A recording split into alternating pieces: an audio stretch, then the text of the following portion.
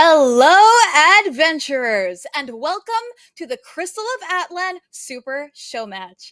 We are celebrating the global launch of Crystal of Atlan. So, over the next 2 days, we're going to be bringing the best of the best from 4 different countries in the region to compete in duels, team battles, and speedruns. And, of course, at the end of it all, only one fleet will rise as the ultimate champion. But before we get into the action, my name is Rubixco, and I'm going to be your host and caster today as we kick off day number 1 here at the Crystal of Atlan Super Showmatch.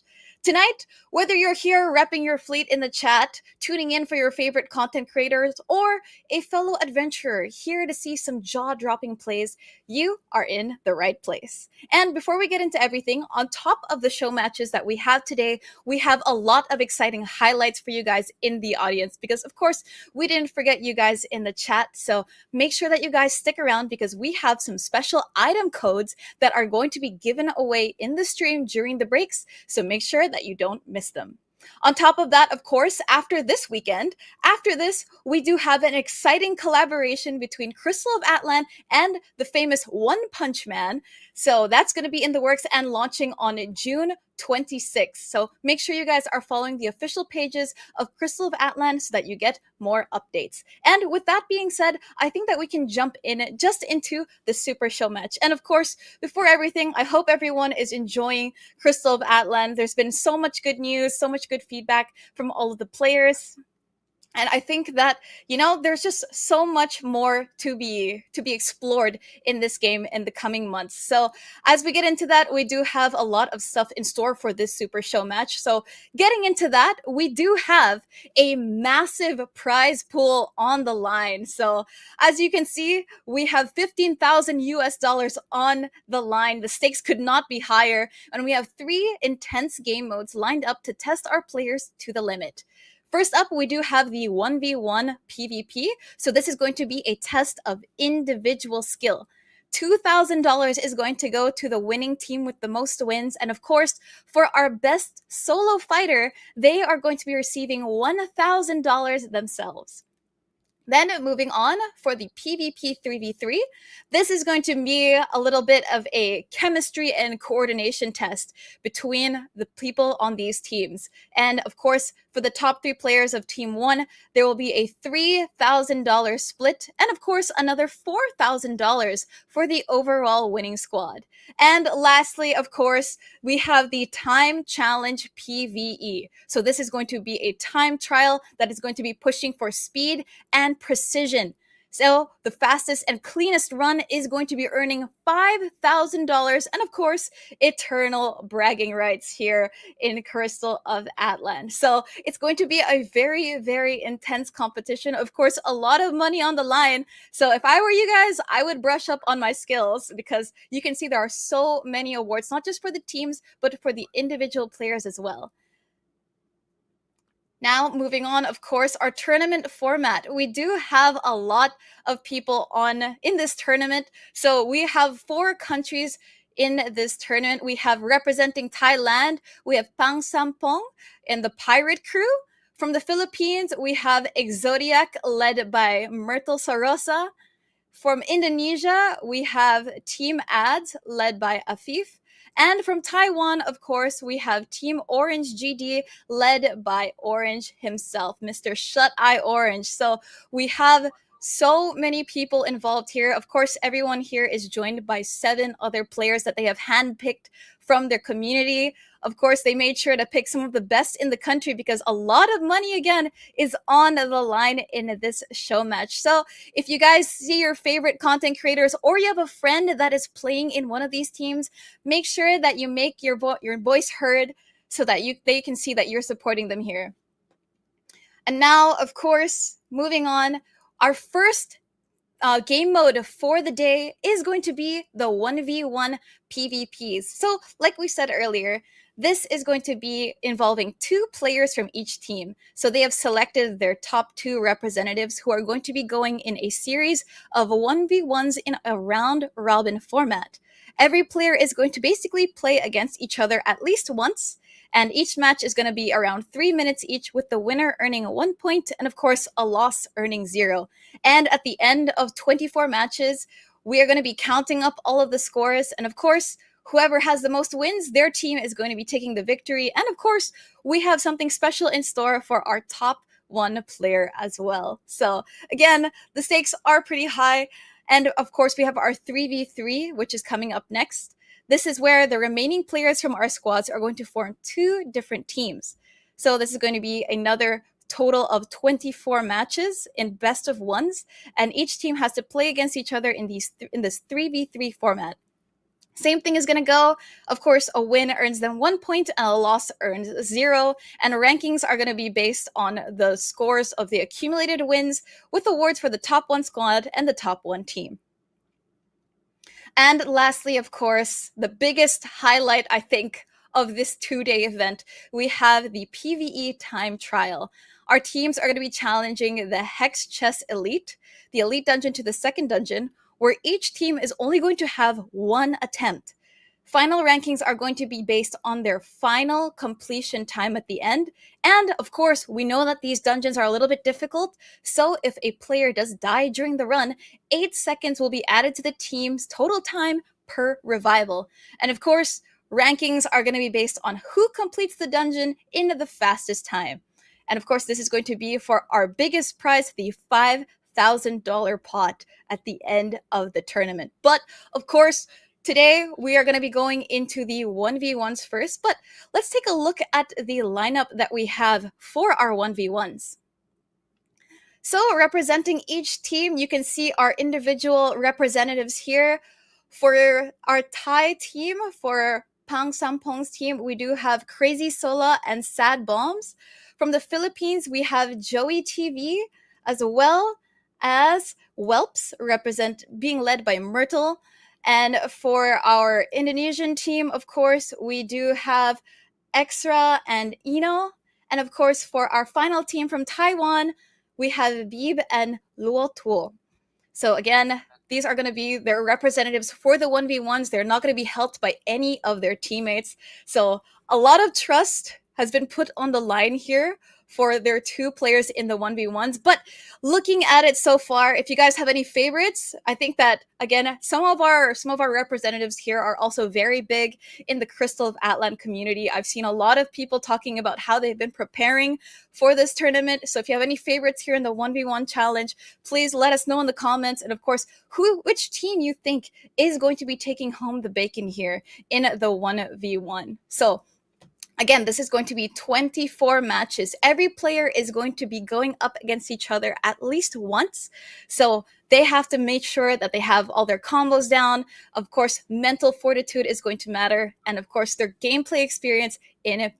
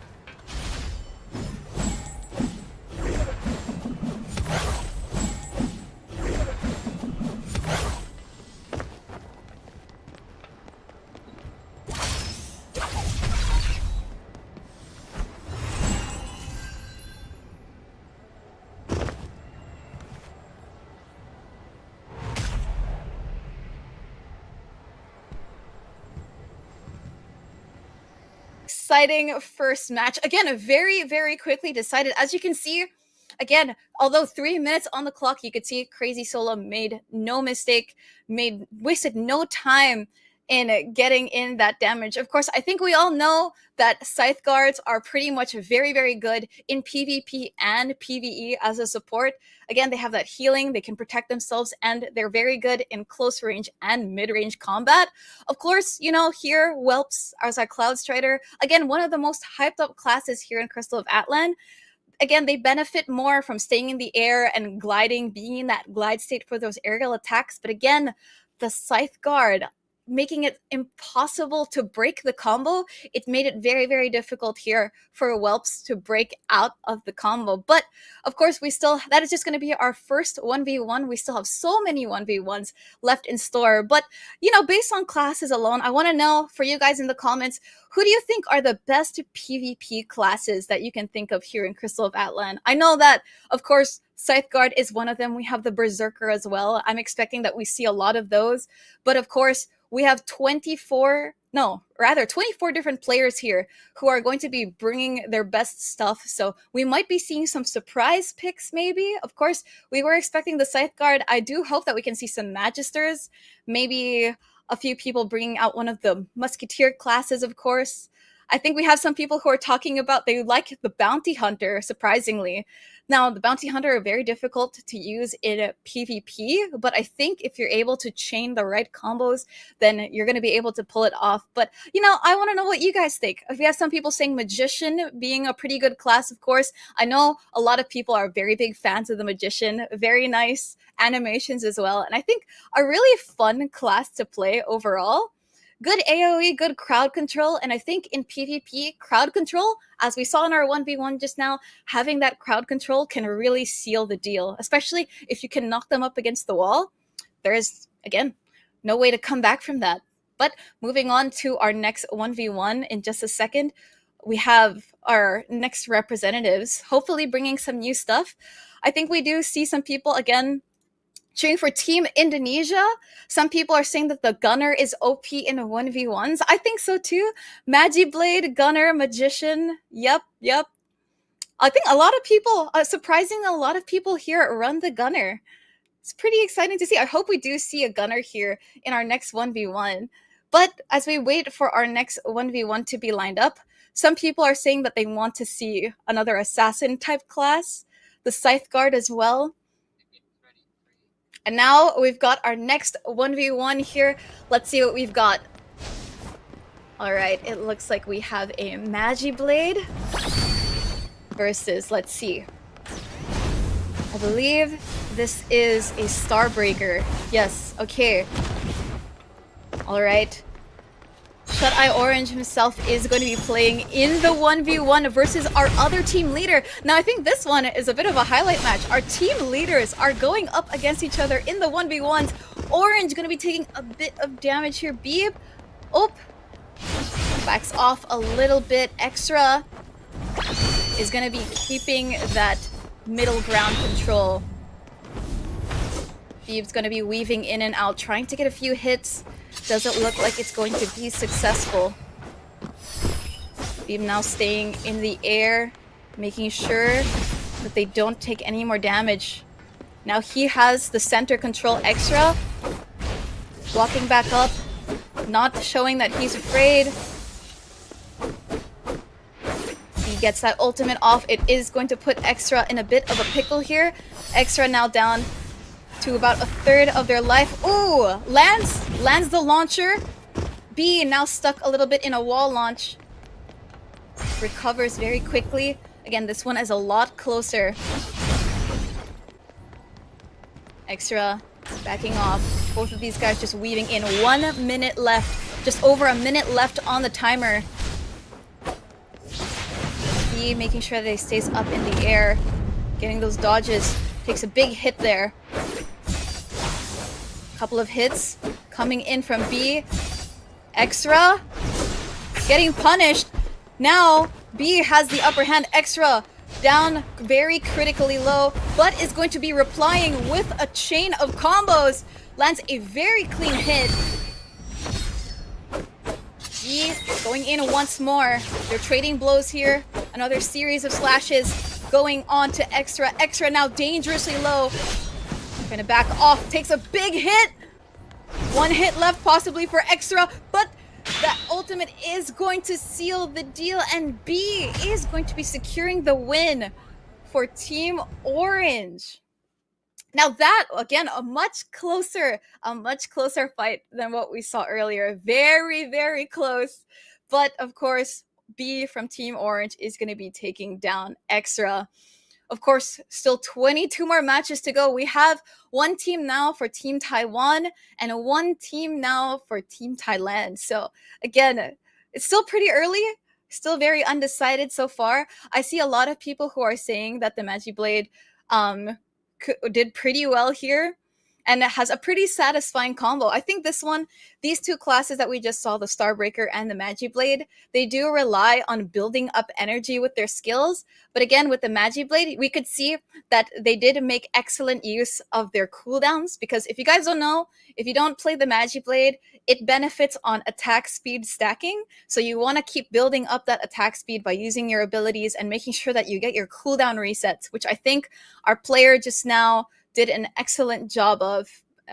B from Team Orange did a really good job of that. But again, very, very close match. I think our Starbreakers still did pretty good. They were charging up their energy bar. They were making sure that they had a really good charge skills. But, at the end of the day, it is going to be going down to that 1v1 micro play at the end. But I think one interesting thing to note here is that the Starbreaker, of course, can do a parry. So not all the classes have a parry ability, which I think is very, very strong in 1v1s. So if you're able to time your parry at just the right moment, then I think that you can be able to, make the Starbreaker a very, very strong class in PvP. Of course, we still have 22 more matches. And up next, we have 2 more representatives. I don't think we're going to be repeating our last 2 anytime soon, but I think our next match is ready, so we're going to be jumping right in to our next 1v1. All right. Once again, for Team Thailand and Team Philippines, we now have Sad Bombs versus Joey TV. Already a big entrance here from Joey. Sad Bombs taking a little bit of a hit there.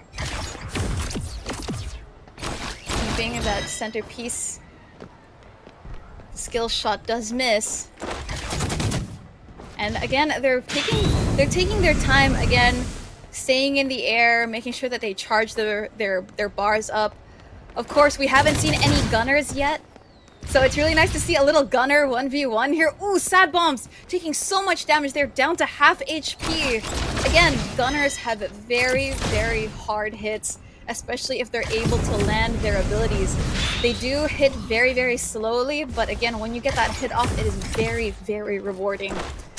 Sad Bombs gets a hit on Joey TV. Joey TV now down to half HP, but he is going to be replied by bringing Sad Bombs down to just 1/8 of his life. Runs around, charges, tries to close that gap by setting fire to the stage. Sad Bombs needs to get away. They're getting dot damage, but it looks like the burn is gonna be what takes them down.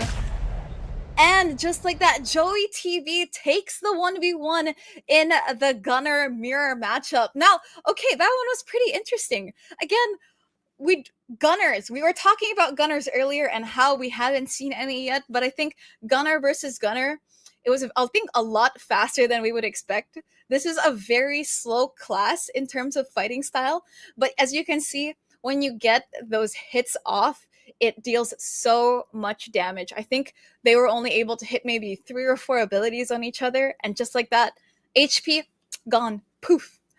And just like that, again, Joey TV is going to be securing a win for Team Philippines. So now Team Philippines has 1 point, Team Thailand has 1, as well as Team Taiwan.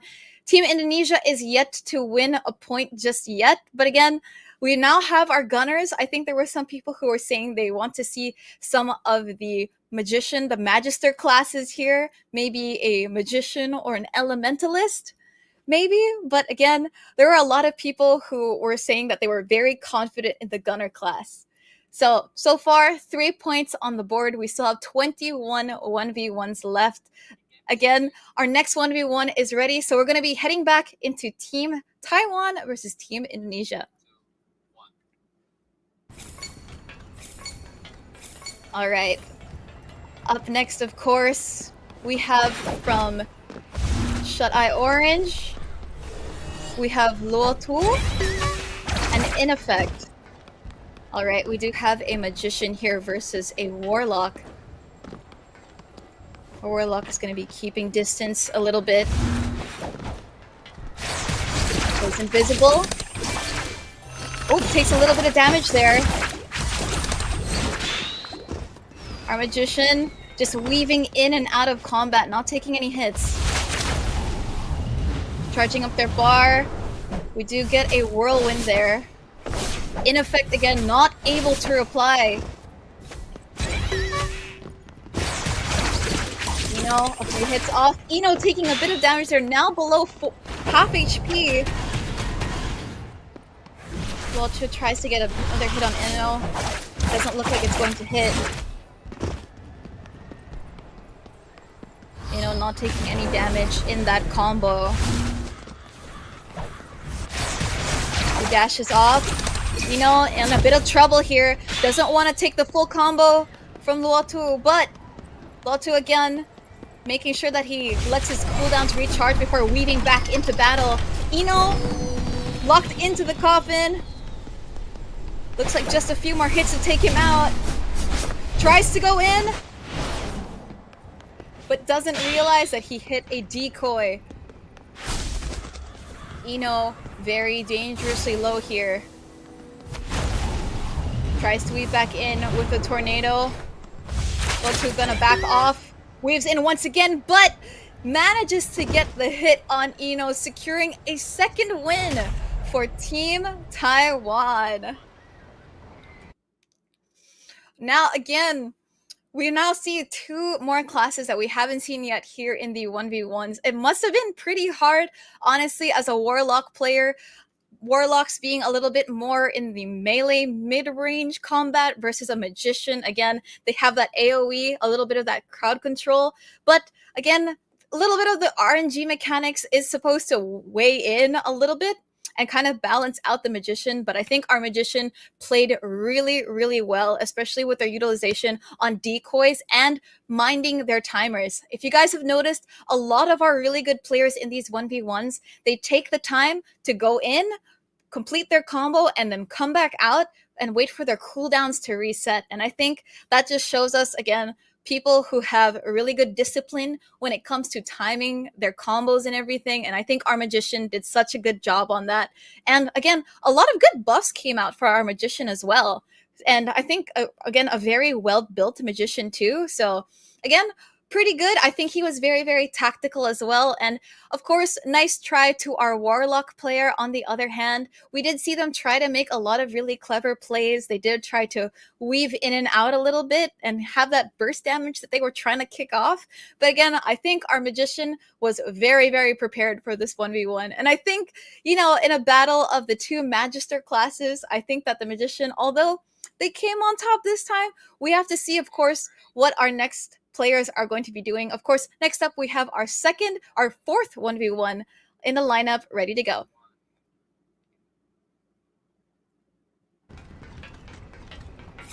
All right, next up, okay, we have two returning players here, of course. From Team Thailand, we have Crazy Solo once again, and from Team Indonesia, we have Extra. All right, our Scytheguard player is going to be taking the first few hits. Starbreaker, of course, is going to be suffering a bit from that mid-range attack. Again, Scytheguard keeping them knocked up against the wall. The wall lock is so strong here. Extra making sure that they back off, charging up their abilities. Does not want to get locked into another stun combo. Our Scytheguard, of course, still being very, very careful, not just running in recklessly, but catches Extra at a really good time, knocks him up against the wall. This may look like another lock-in for Extra. Extra now down to just a third of their HP. Extra once again locked in. The Scythe Guard proving to be such a strong class here in these 1v1s. I don't think he's going to be able to reply back. Tries to go in for a few hits. Manages to take a little bit of HP off of Crazy Sola, but answering back, Crazy Sola is going to say not today and takes down Extra in just 2 hits. Crazy Sola once again securing the win for their team, for Team Thailand. And unfortunately, Extra is going to be being taken down, taken down by in Team Indonesia. And I think I just heard that Crazy Sola again is the top 1 Scythe Guard in their region. So again, we are going against some pretty tough competition here in the Super Showmatch. Of course, our content creators made sure that they picked the best of the best in their region. So of course, if you guys think that you are pretty good at Crystal of Atlan and you want to try your hand at one of these matches, of course, let us know. Post about it, show us your plays, make sure that you rank up, of course, on the server so that we know that you guys are the best of the best in your classes as well. And who knows, you might be seeing you guys in one of these show matches as well. And I think just now, of course, we have Crazy Sola securing their second win here in the 1v1s. And like we were talking about earlier, the person who does the best in the 1v1s, the individual player is going to be receiving $1,000 all on their own. So I think Crazy Sola is definitely going to be one of our top contenders so far. It's still too early to say, of course. We haven't seen everybody play just yet. We haven't seen all the matches just yet. But of course, Crazy Sola is doing a pretty good job maintaining that so far.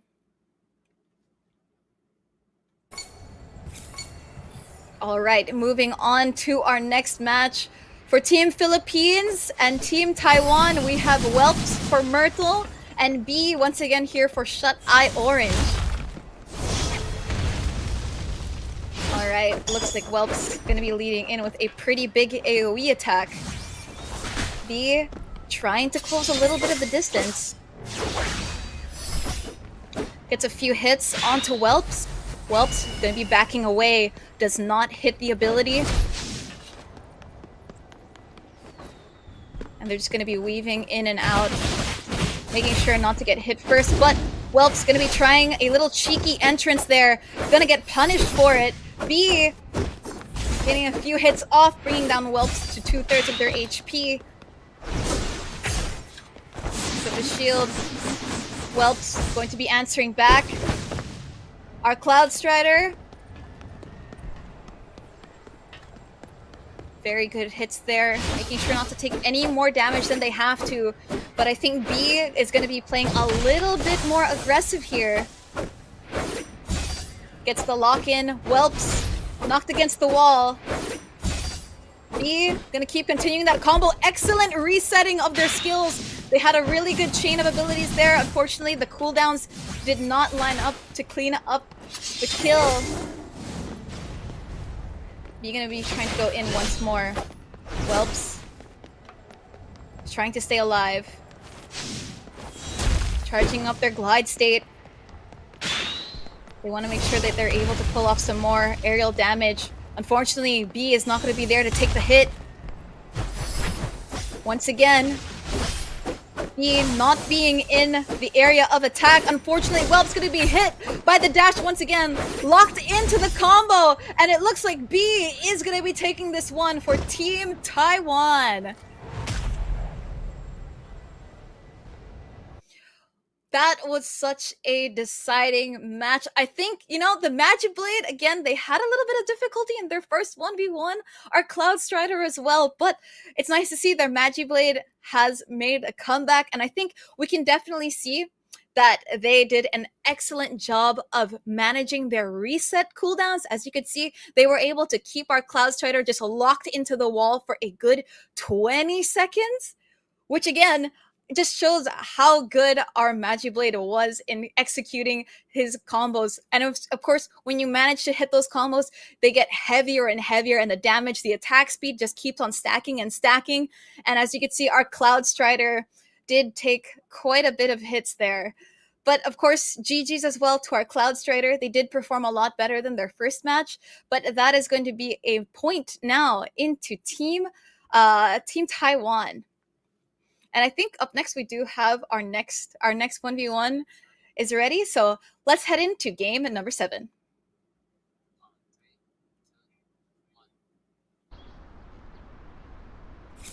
All right, here we've got from Team Pangsampong and Team Afif. We have our Gunner, of course, versus our Warlock player. Gunner tries to get a few hits onto our Warlock. Earlier, our Warlock player did have a little bit of a hard time against the Magician, but now it looks like a little bit more even here against our Gunner. Nice dodge from Sad Bombs. Gonna get a big hit on Eno there, bringing them down to 2/3 of their HP. Our Warlock is going to try to answer. Not gonna be hitting those swipes on our Gunner.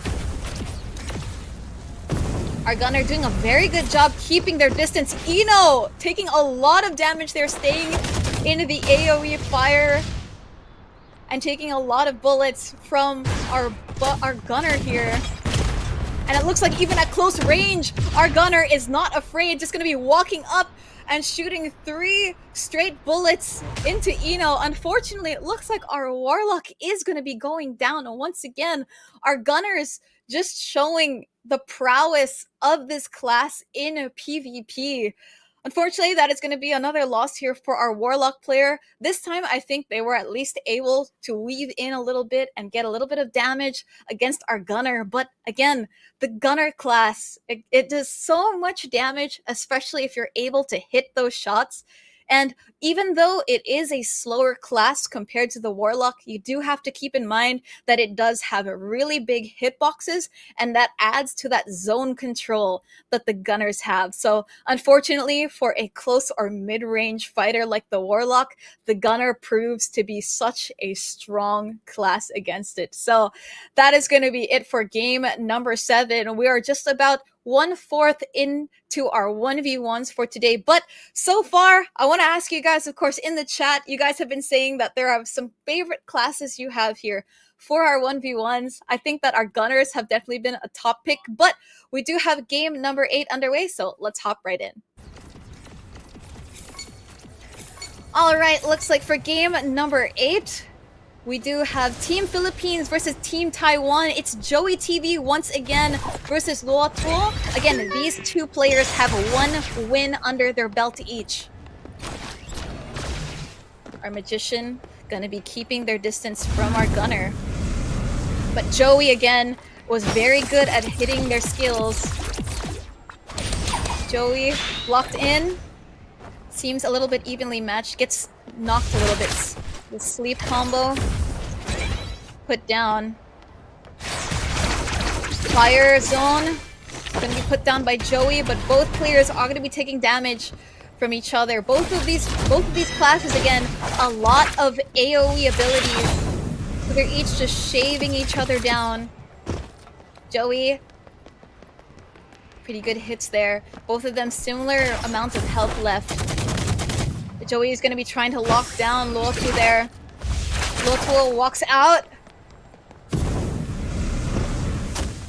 And Joey, unexpectedly just going to be walking up with the flamethrower, dashing up. Decides to paint the arena in fire, firing a few long-range abilities. And unfortunately, it looks like the burn is going to be taking down Team Taiwan. Joey once again securing another win for Team Philippines. Now, again, the Gunner just showing how much prowess it has in PvP. That burn, unfortunately, is going to be what takes down Luotuo for Team Taiwan. So again, Joey having so much good control. You could see that he was able to hit a lot of his skill shots again, but unfortunately the burn, it does do so much damage. It's very unrelenting, and unfortunately our magician, who again played very, very good in their match earlier, is unfortunately not going to be able to take them down. So that's 2 points now for Team Philippines. We're going to be checking our scores later before the break, and I just want to remind everybody that we will be having a code drop during the break, so make sure that you're here and that you don't miss it, because word on the street is that it's a pretty good item code in store for you guys. Now, that was game number 8. We're going to be heading into game number 9, so let's jump right in. All right, up next we have Crazy Sola. Once again, Crazy Sola, one of our strongest players here in the 1v1 so far. They have 2 wins under their belt, and they're going to be up against our Magiblade player B from Team Taiwan. Again, our Scythe Guard does such heavy damage right away. B is going to be able to answer back a little bit. The Scythe Blade does not connect. A good tactical retreat from B. All right, Crazy Sola backing up once again. And of course, ladies and gentlemen, we do want to note, Crazy Sola, if you're wondering why they're playing so good, they are the #1 Scythe Guard player in the region. So if you're wondering, if you want to look at how to play the Scythe Guard better, then you might want to see what he does with his combos. Because as you can see, excellent control, excellent positioning, good layering of abilities. And again, it just auto attacks and weaving in and out at the right times. Dash comes in, not gonna connect. B, gonna be trying to knock them up against the wall, does so. Crazy Sola now down to half. I think this has been one of the closest matches for Crazy Sola so far, maybe one of the most competitive. Magiblade again, knocking Crazy Sola up against the wall. Is gonna be trying to mirror that health, take it back, and it looks like in terms of HP, we're a little bit evenly matched. Crazy Sola actually a little bit underneath. Oh, this looks like bad news for B. Our Scythe Guard player is able to get them in the air. Looks like another aerial combo. It's gonna be tough to break. B now down to just a couple hits. It's a delicate time for B. Crazy Sola doesn't want to lose their win streak. Take the hit. Being very careful, but oh, B gonna be utilizing that space. Hits Crazy Sola, but Crazy Sola with a little throw of the scythe is gonna be taking down B, and Crazy Sola continues their win streak with 3 wins under their belt. Team Thailand is now going to be officially in the lead in terms of 1v1 points. So now, again, Crazy Sola, I think, again, our top contender as well as our best performing player in these 1v1s. But of course, that's still game number 9. We still have so many games to go. But of course, I see some people in the chat talking about the rank. And just like we were saying earlier, Crazy Sola is top 1 in their server. But of course, B, you could see that he was pretty close in the game as well. And surprisingly, they are number 2 in their server as well. So again, top 1 versus top 2. I think a very, very fitting 1v1 matchup. But of course, this one is going to go to Crazy Sola. I think, again, the Scythe Guard has been proven to be one of the best classes in PvP and PvE, and Crazy Sola makes excellent use of that class. But of course, GG's and good try, of course, to our Magiblade player. I think they did a really good job. But of course, we're going to be jumping into match number 10, so we'll see you there.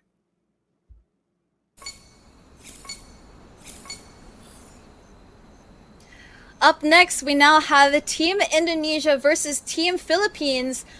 Whelps, our Cloud Strider player, and Extra, our Star Breaker. So it's going to be a battle of the fighter classes.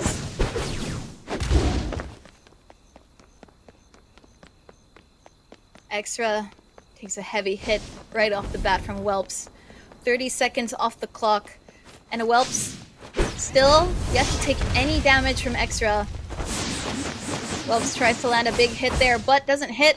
Extra still gonna walk into that combo.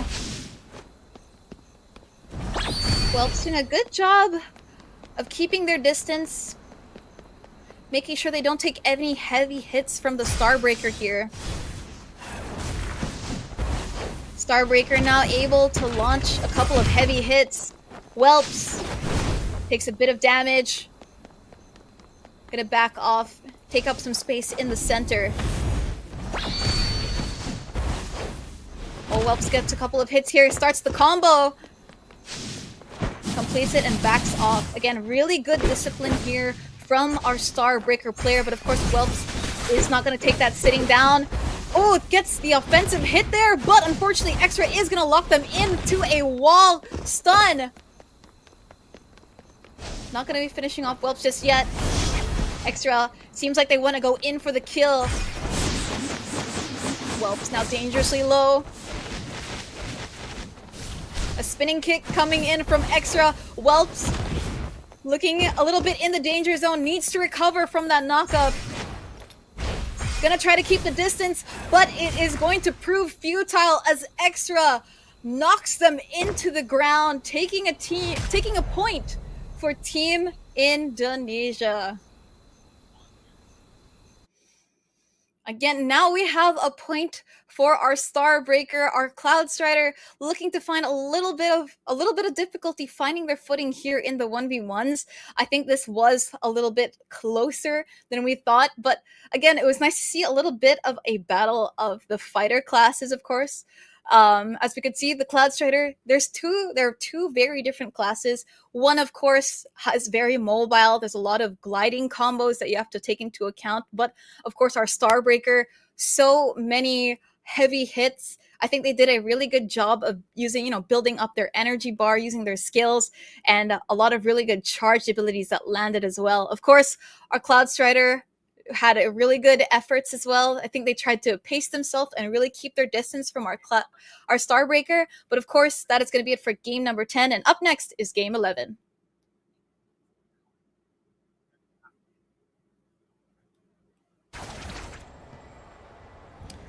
All right. We do have our Gunner and Magician returning to the arena for Team Thailand and Team Taiwan. Little dash in from our Magician player. Our Gunner going to be setting the arena on fire. Magician takes a little bit of a hit there. A couple of quick combos from our Magician. Doesn't look like it's going to be phasing Sad Bombs just yet. Sad Bombs setting the arena on fire, not giving a lot of space for the Magician to move. Magician now down to just 2/3 of their HP. Our Gunner making it very, very difficult for our Magician to approach. We do get the stun on. Gunner now taking a bit of damage. Excellent combo from our Magician player now. Oh, but unfortunately gets caught in the flamethrower. A couple of cheeky shots there as well. Magician now down to 1/3 of their HP. Our Gunner sends a big laser down their way. Sets the arena on fire, and a really heavy shot. And Sad Bombs just ends it here for Team Taiwan. And now, again, Team Thailand is proving to be one of the strongest teams here in the Super Showmatch. Sad Bombs securing another win for their team. I think, again, undisputed right now, we have Team Thailand in the lead here in our 1v1. Sad Bombs also proving just how strong the Gunner class can be. Our Magician, of course, had such a difficult time, getting closer because as the Gunner is able to make a lot of space for themselves with a lot of AoE abilities, of course, setting the arena on fire, making it difficult for these closer range classes to get close. And, of course, maintaining that distance by just shooting abilities across the arena, making it so difficult for them to come close. All right, next up, we do have our second to the our last match before the break. And we just want to remind you guys, of course, we do have a break in just a bit. So if you guys are waiting for that item code, make sure you keep your eyes peeled during the break. But so far, so I want to ask you guys again, we do have the Gunners doing pretty good. Our next match actually is ready, so we're going to be jumping straight into it.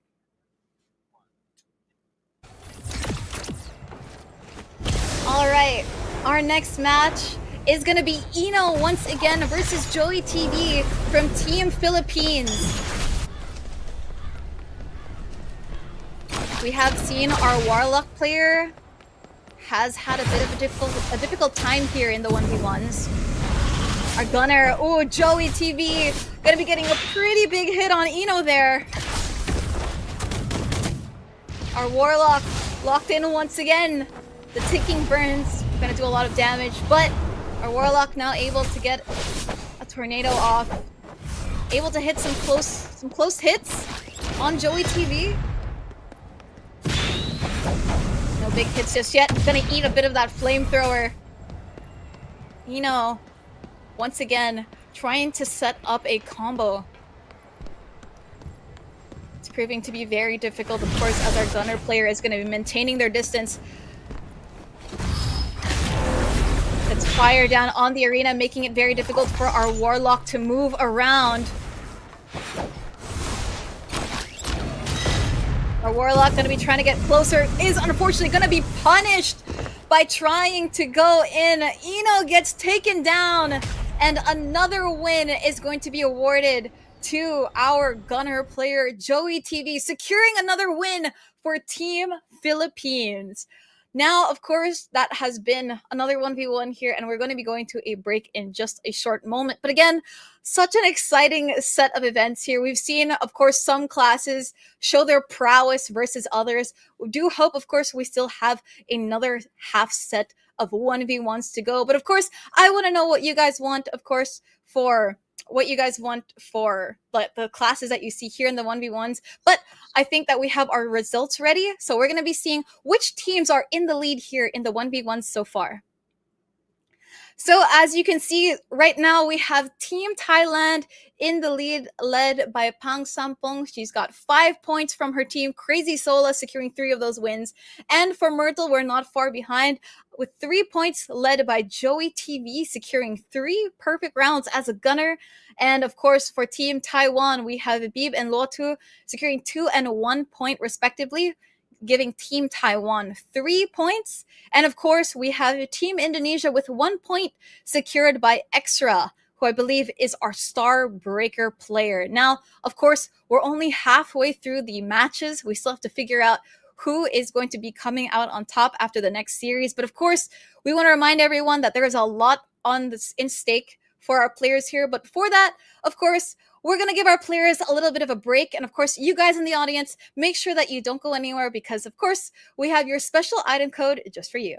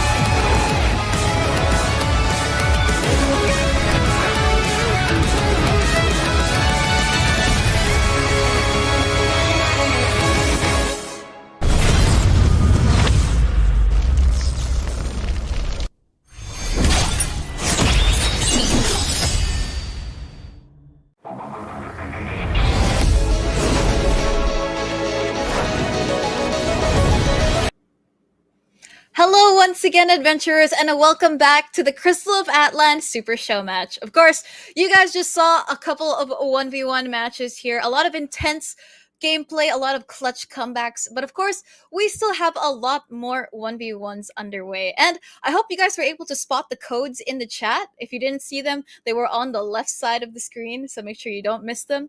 But of course, we still have more 1v1s in store for you guys. So currently, we do have Team Thailand in the lead at 5 points, with Team Philippines and Team Taiwan in second place at 3 points each, and of course Team Indonesia at 1 point. But of course, we still have another 12 matches to go, so a lot of things can change in 12 matches. But up next, I know that we have a lot of very talented contenders here, people who are undefeated so far, but up next, we are going to be having a little tiebreaker match. So if you guys are ready, we're going to be jumping into our next match here in the 1v1s. So far, these two players have been undefeated here in the 1v1s. We have Crazy Sola and Joey TV from Team Thailand and Team Philippines, respectively. So the question is, who is going to be the first to lose their win streak? Now, of course, our gunner players have looked very, very strong so far, but Crazy Sola, again, having that top 1 title in the server makes them a very, very difficult opponent to go up against. But it looks like Joey TV is going to be doing huge amounts of damage right off the bat. Crazy Sola is going to try to attempt to do a quick slashing combo. Doesn't seem like it's going to hit our gunner player until this aerial launch does happen. Joey not going to be taking too much damage there. It is negated, but now Crazy Sola has to go on the defensive, making sure they don't get hit by our gunner player. Joey, again, going to be setting off fire on the floor to get some little tick damage off of Crazy Sola, but Crazy Sola, again, going to try to attempt getting up in Joey TV's face. Again, against a gunner player, you want to make sure that you can close the distance. Joey TV getting a big hit off with the laser, followed by the flamethrower. Now walk away, make sure they let their cooldowns reset, but Crazy Sola gonna get them up against the wall there. Gonna be knocked up with a combo. Joey TV gonna be brought down to similar HP, but is gonna answer back with that flamethrower. Couple more hits. Our Scythe Guard is gonna be locking up Joey TV in an aerial prison once again with this combo. It looks like it might be over for Joey, but the combo does not finish them off. Both of them now, similar amount of HP left. The burn, the ticks are coming for Sola. Joey TV looks like they're gonna be playing this one safe. Stays up in the air, a couple of aerial attacks, and it's gonna hit! Crazy Sola does get shot out of the sky by Joey TV, and there you have it, ladies and gentlemen. The win streak has been broken for Crazy Sola. Joey TV from Team Philippines is gonna be securing another point for his team and ending the reign of Crazy Sola. But of course, this isn't going to be the end. They still have even more matches to go. They have 7 different players to go up against. So it's still their first 3-4 matches, but Joey TV now has 4 wins under their belt. So again, now we have an answer to our Scythe Guard player. The question is, who is going to be taking down our very talented gunner player here from the Philippines?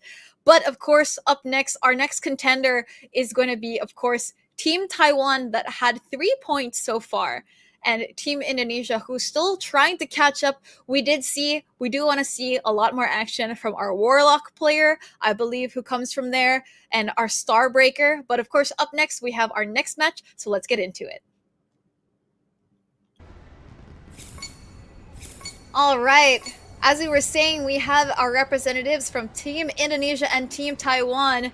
It's going to be our Magician player, of course, versus our Starbreaker. A couple of AoE attacks here from our Magician. This makes it very difficult, of course, to go up against the Magician. It does seem a little bit close here. They're just going back and forth at each other.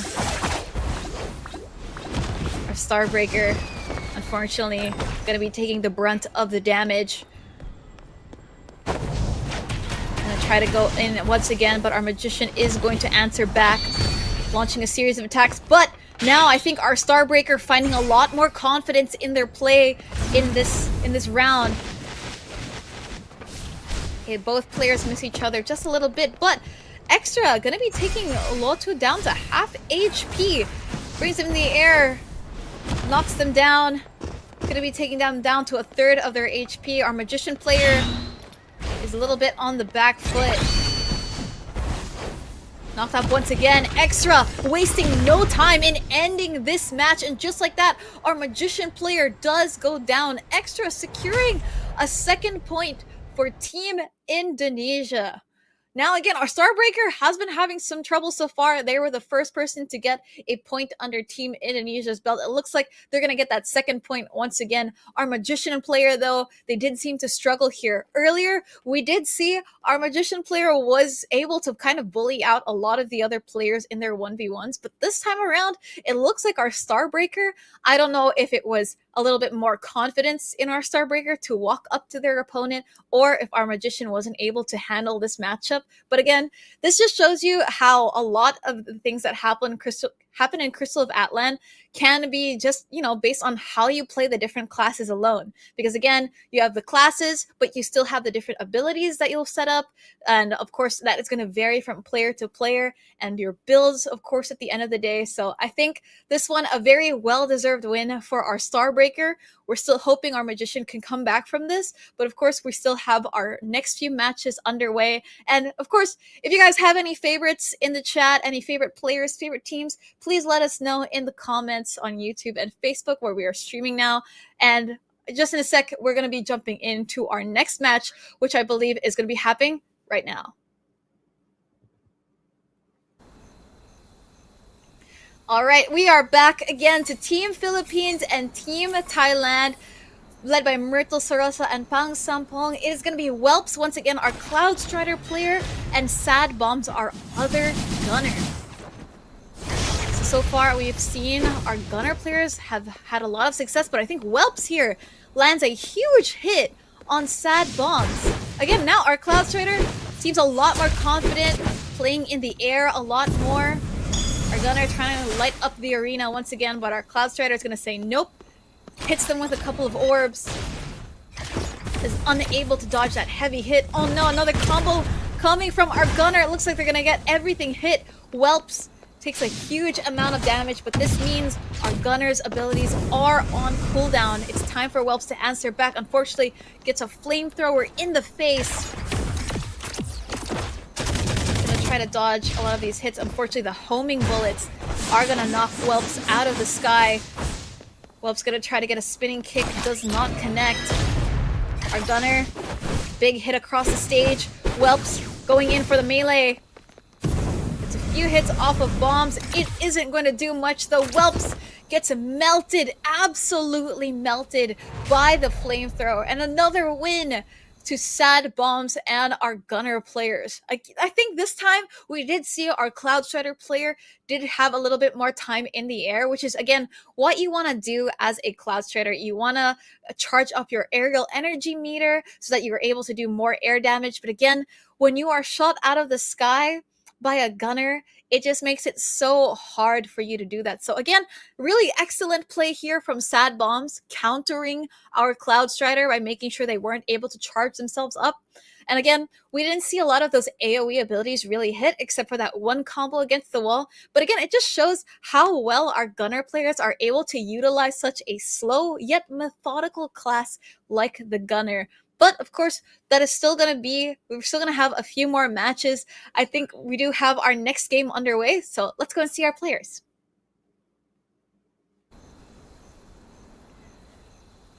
We are back now once again with Team Taiwan, led by Orange, and Team Indonesia, led by a fifth. We have B and Eno against each other. Now, we haven't seen too much of these players so far. We haven't seen a lot of our other players from the Scythe Guard and Gunner classes, but again, it's nice. It's a little refreshing to see our Magiblade and Warlock player having at it. Now, Our Warlock player and our Magic Blade, I feel a lot more confident seeing them able to kind of just cash it out in front of each other like this with this melee.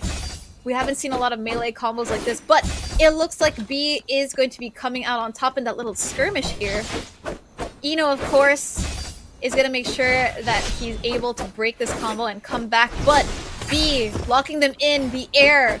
Eno down to half HP, unable to break the stun. Walks away, tries to recharge. Cyclone comes out, doesn't seem to hit B at all. B, again, just chaining those aerial attacks, stacking the attack speed, layering those abilities one on top of the other, managing their cooldowns very well. Eno trying to get a few hits in. Unfortunately, none of the strikes are going to hit, and B looks like this might be it for Eno, and it is!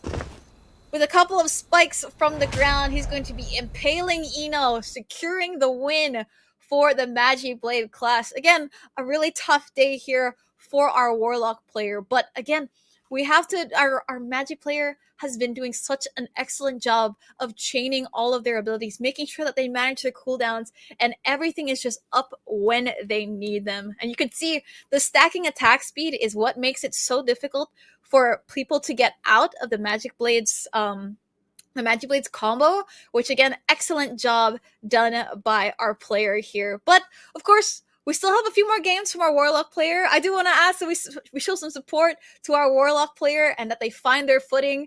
It's just, again, a matter of how they handle these 1v1s, because every single matchup is going to be different. But of course, we still have more matches underway. Up next, of course, we do have, I believe it is going to be our next match, which is match 15, 16? 17 rather. It's going to be Crazy Sola versus Lotu. So I think we're ready to begin. All right, now we have Team Thailand versus Team Taiwan. Crazy Sola has just come from a loss from Team Philippines, but now Team Taiwan, of course, Lotu has been doing some excellent plays as a magician. Both of these players suffered from a loss. The question is, who is going to come back stronger? Our Scytheguard player going to land a very heavy hit on our Magician here. Our Magician dashing around, trying to anticipate how to enter. Unfortunately, does get trapped by the Scytheguard. Crazy Sola being very, very patient in this 1v1. Not getting unnecessarily close when they don't have to. Waits for the ability to go on cooldown. Tries to approach. Unfortunately gets knocked up very quickly.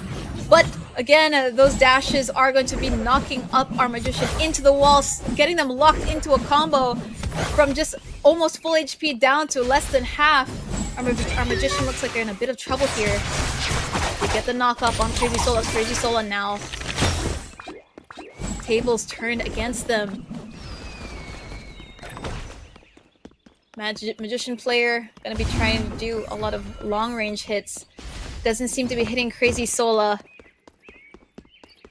Both of them just waiting for their cooldowns to be up before they initiate another combo. Looks like our Magician player is gonna go for it first, but our Scytheguard is going to reply. And unfortunately, it is not going to work in their favor. Our Magician player dodging all these abilities very well, but the Scytheguard does catch them out. It's going to be another lock into the wall. Crazy Sola being unrelenting, and with one more slash, that is going to be it for our Magician. Crazy Sola, again, back from a defeat, back on their feet, and securing another win for Team Thailand. Again, Team Thailand, still the team in the lead so far.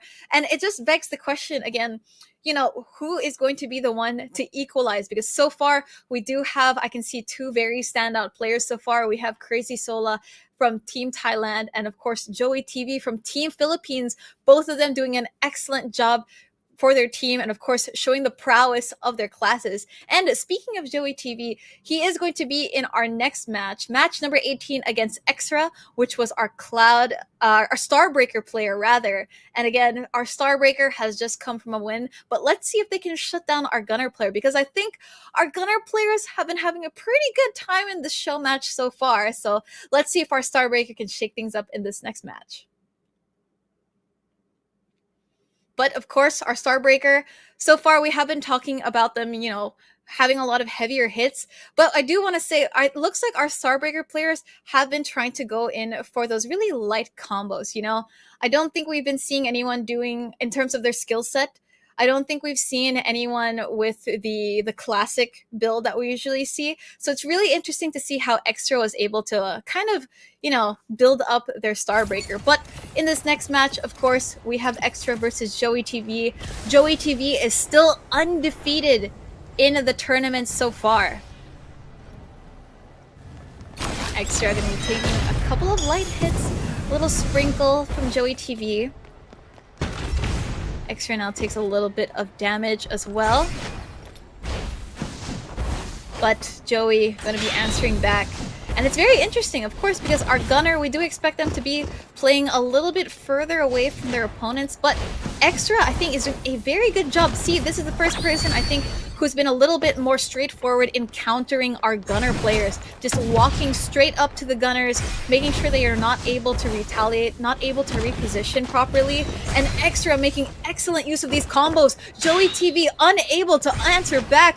We haven't seen Joey been put in this situation before, but Extra gonna be securing the win with a spinning kick, sending Joey TV flying and earning another point for Team Indonesia. Again, now we have seen someone counter our Gunner players here. And again, like we were talking about earlier, the Gunners, they are a little bit of a slow class. They rely on being far from their opponent's distant range. And of course, this is where our melee characters are going to shine the brightest. Of course, closing in that distance, making sure our Gunners can't reposition and fire freely. And I think Extra did an excellent job of doing that as our Starbreaker. So our win streak for Joey TV is going to be ending here, but of course, I don't think that's going to stop Joey anytime soon. But it looks really, really promising here for Team Indonesia as Extra secures another point for their team. And of course, points considering, I think we're still in a similar ranking so far, but things are looking up for Team Indonesia as Extra is able to bank another point for their team. But up next, of course, we're going to be going into match 19. We have, of course, some classes we haven't seen in a while. It's not going to be our Gunners. And I think right now we're going to be jumping in straight into match number time. So we'll see you there.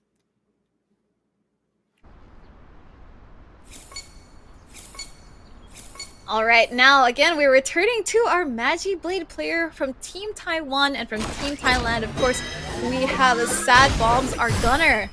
Now, our Magi Blade doing a good job by staying in the air, because this makes it so that their Gunner is not able to hit them. But of course, unfortunately, that Flamethrower is going to be taking B out for quite a few hits, as well as that Stun Force Field.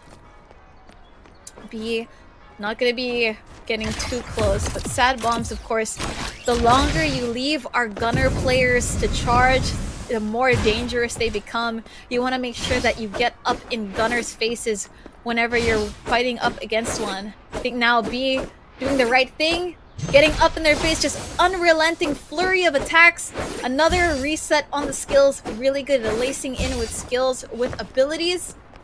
Taking down Sad Bomb slowly but surely with a little bit of that chip damage. But again, looking at that Flamethrower, he's going to be taking quite a bit of a melting there. But B getting that wall lock once again. A lot of abilities on cooldown. Looks like they're going to try to reset the combo.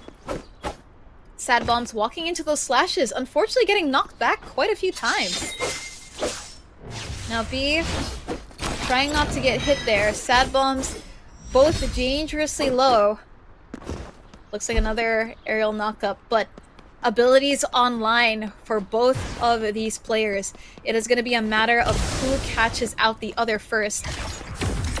Our Gunner, of course, going to be making use of the burn ticks once again, but B goes in for the kill so swiftly, taking out Sad Bombs before they even knew it.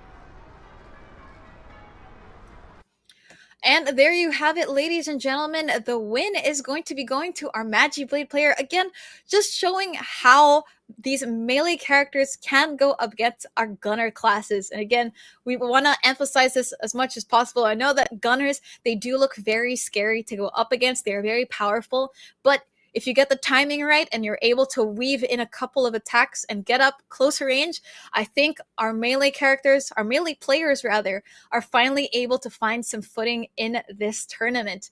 Now the question is, can they rack up enough points for their team? Because again, for our 1v1s, the top team that is going to be winning is going to be receiving $2,000. And of course, our top performing player in the team is going to be receiving $1,000 themselves for all their hard work here in the arena. But of course, we still have a couple of matches here before we end the 1v1s.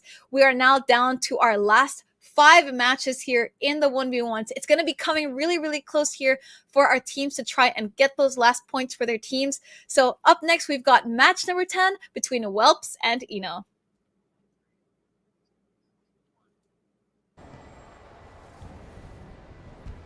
Now, again, this one, Cloud Strider versus Warlock. Again, our Warlock has been a bit on the back foot here in this tournament. Our Cloud Strider, though, has been performing a lot better as the tournament does go on. We're hoping that we can see the same here for our Warlock, but now these two classes, they do perform a lot better with the mid-range, and as you can see, they're both just trading blows here, now in the same range to do lethal damage to each other. Cloud Strider getting up close, denying the damage. Big hit coming in from Whelps, of course. Getting hit by the spinning kicks, gets knocked up in the air, a couple of blasts coming in. Eno's gonna want to try and get a combo off. It's gonna prove very difficult for them. They might want to try to start up with an ultimate, but it looks like they're gonna have to run off if they want to keep dodging these abilities coming in from Whelps. It looks like we do get a bit of a lock there. It unfortunately is not gonna hit Whelps. Eno tries once more. Again, Whelps just barely dodging it. That speed from the Cloud Strider saving Whelps from all that damage. Oh, but we get a knock up here. Whelps finally taking a bit of damage here as Eno is able to land a series of shots here. Whelps now playing a little bit more cautiously as our Warlock seems to have found his footing. Eno now just going for the kill. It looks like he's going to just try to chain these attacks together. He's going to try to want to get that win for himself. Both players still in the danger zone in terms of health. Whelps trying to look for an opening, but Eno making sure that Whelps keeps their distance. 8 more seconds for the ultimate to come online. They're biding their time. Last 50 seconds on the clock. Looks like Eno has bought just enough time for their ultimate to secure themselves. Gonna go up close, secures the win with the ultimate, and just like that, our Warlock now has a win under their belt. Eno secures the win for his team. Again, now we can see as the matches go on, we have seen our players find their footing in the tournament. And again, props to our Warlock player Eno here for finally getting a win, and of course GG's to our Cloud Strider. I think that they played it very, very well, but I think at the end of the day, it is also a game of managing your cooldowns and making sure that you can get those combos off, which I think Eno was able to do much, much better in this 1v1. But of course, that is going to be match number 20. We still have 5 more matches here in the 1v1s, and 4 more matches rather, before we see who our winner is. But I want to know, so far, any favorites, any crowd favorites in the chat, especially between our teams and our players. I know we definitely have a lot of fans here for Joey TV and Crazy Sola. It looks like they have some big names on the server, but I do know that we have a lot of people who are very excited for our Magician classes. And unfortunately, of course, if you don't see our class here, we do have our 3v3 and of course our 8 PvE, our 8-team PvE, 8-man PvE that's going to be happening in just a second. So you guys will be able to see your favorite classes in display in a sec. But of course, we're going to be going to match 21. It is going to be B versus Joey TV.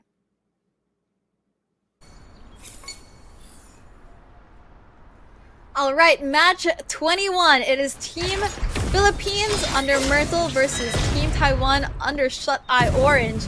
We have B versus Joey TV. Now, Joey TV, again, also coming from a loss, and B our very scary Magic Blade player. Joey is not going to be wasting any time. It just immediately sets the arena ablaze, hoping to get some damage onto B very early on.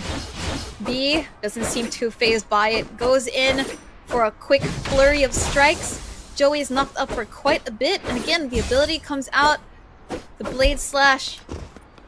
B weaving in more abilities, but unfortunately does not hit the combo. Combo breaks a little bit too early.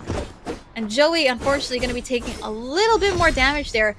Under half now. Magic Blade player, very disciplined in their approach. Joey TV finding a little bit of difficulty to get some shots off. Cooldowns, unfortunately, are not on their side. Laser goes down, does not hit B. B, just a few more hits to send Joey one more hit. Unfortunately, it's not going to be it. B is still playing very cautiously.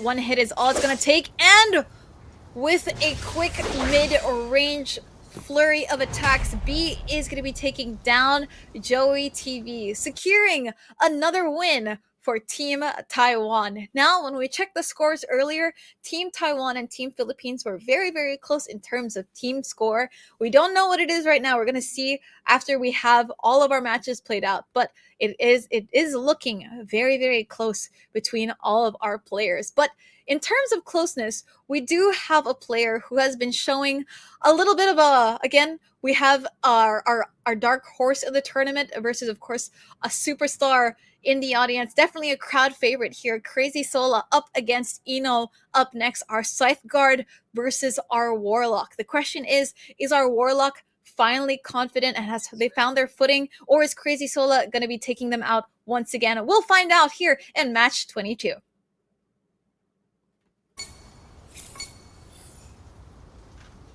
All right, now we've got Ino versus Crazy Sola here from Team Thailand and Team Indonesia. Ino gonna be taking a bit of damage, but Ino gets quite a few hits onto Crazy Sola very early on. All right, looks like our Warlock, we got the stun. Crazy Sola taking a lot of damage now. Ino just going for it, melting them down to 2/3 of their HP. Crazy Sola backing off, but going back in once again. Ino, with the ultimate, is going to be locking Crazy Sola down to half HP. Crazy Sola not able to answer. I think this is the first time we have seen our Scythe Guard player struggle like this. But again, props to Ino. It looks like they have found a bit more confidence and are a lot more direct in their approach to these matches. Crazy Sola waiting for an opening, waiting for a mistake. But of course, they don't want to leave our Warlock for too long, because once that ultimate is up once again, things may look very dangerous for Crazy Sola. 8 seconds left for Ino, but Crazy Sola, a lot of cooldowns as well. Ino getting a lot of that damage returned to them from earlier. Sola backing off. Ino gonna be trying to go in once again, but Crazy Sola is able to get out of the combo. Fortunately, Ino slammed to the ground. Just over a minute left on the clock. Ino taking a really big hit there. And now, looks like it's close. Ino, not going to be going down just yet. Tries to get a few more hits onto Crazy Sola. Tries to start up another combo. It's looking really, really close. Ino still down to one hit. Can't get hit once more. Really good dodge, but Crazy Sola, again with a slash of their scythe, is going to be taking Ino down.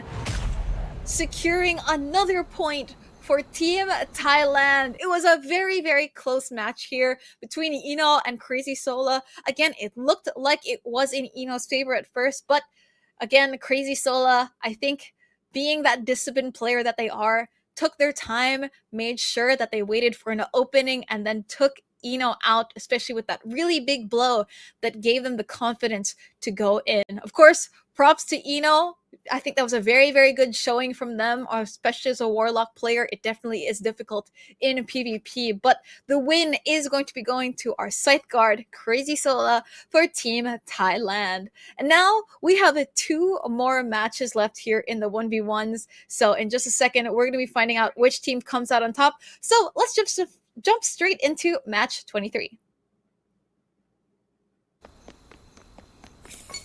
Match 23, it is going to be the second to the last match here in our 1v1s. Team Indonesia versus Team Thailand. We have Extra and Sad Bombs, our Gunner and Starbreaker. Our Starbreaker, it looks like they're all learning from each other. Our Starbreaker is now walking up to our Gunner, doing whatever they can to close the distance. It looks like it is not working, however, because Sad Bombs is able to weave in a few of those auto attacks to slow down Extra. Now, Sad Bombs going in for the kill, closing the distance themselves, bringing Extra down to half HP. Laser comes in, a flurry of attacks as well. Extra, though, finally able to get a combo off. Backs off. Ooh, good hit there. Looks like they're going to be having a little of a knock-up combo. Nice timing, huge hit there on Sad Bombs. Going to be walking out there. Unfortunately, Sad Bombs is going to get a knock-up on Extra. Extra, though, cooldowns are up, but unfortunately doesn't get that hit. But they do get the wall stun. It looks like it might be working out in their favor. Combo does end. Sad Bombs gets a hit. Unfortunately, Extra only chip damage. Extra, the hit misses, but with one final hit, it looks like Extra is going to be taken down by Sad Bombs. Another win for the Gunners. Now, of course, you know, this is second to last match, but I think that Sad Bombs here, Extra has been on a win streak, and Sad Bombs was there to shut it down. The question is, for this last match, we do have a Whelps versus Lotu for our match 24, but again, Sad Bombs being from Team Thailand, Crazy Sola has been doing a lot of the heavy lifting, so Sad Bombs securing another win is a huge step here for Team Thailand to make sure that they secure their place in the 1v1s. But of course, up next is our last 1v1 here for our first game mode here in the Crystal of Atlan Super Showmatch. And of course, $2,000 to the winning team and $1,000 for our best performing player. So, you know, without further ado, I think it's time we jump into match 24. So here we go. It's Whelp versus Lotu. All right, Whelps is going to be going in. Once again, our Cloud Strider versus our Magician here. On the other hand, Lotu, he's been very confident so far. I think he's been very playful. Definitely one of our more, I'd say, flamboyant players here in the Super Showmatch. But Whelps has been improving their performance as the matches go on. Whelps keeping their distance. Our Magician player making good use of that decoy again. Just slow and sure damage between these two. Taking their time. About 2 minutes left on the clock. Cyclone comes in, does not take Whelps in though. Whelps waiting for their cooldowns. Tries to dash in. Tries to hit a combo, but it's going to be our Magician player who locks them in instead. Whelps, unfortunately, has fallen for their trap, down to half HP. Ability is not going to be hitting for our Magician. Our Magician player here is going to want to keep their distance and wait for these last few cooldowns. 6 seconds and 2 seconds, respectively. Whelps trying to find an entrance here, making it very, very difficult. But, of course, Whelps now able to answer back a little bit with a couple of strikes. Magician player negating the damage, making use of the decoy. Trying to close that gap. Manages to lock in Whelps with the coffin. Whelps knocked up into the air.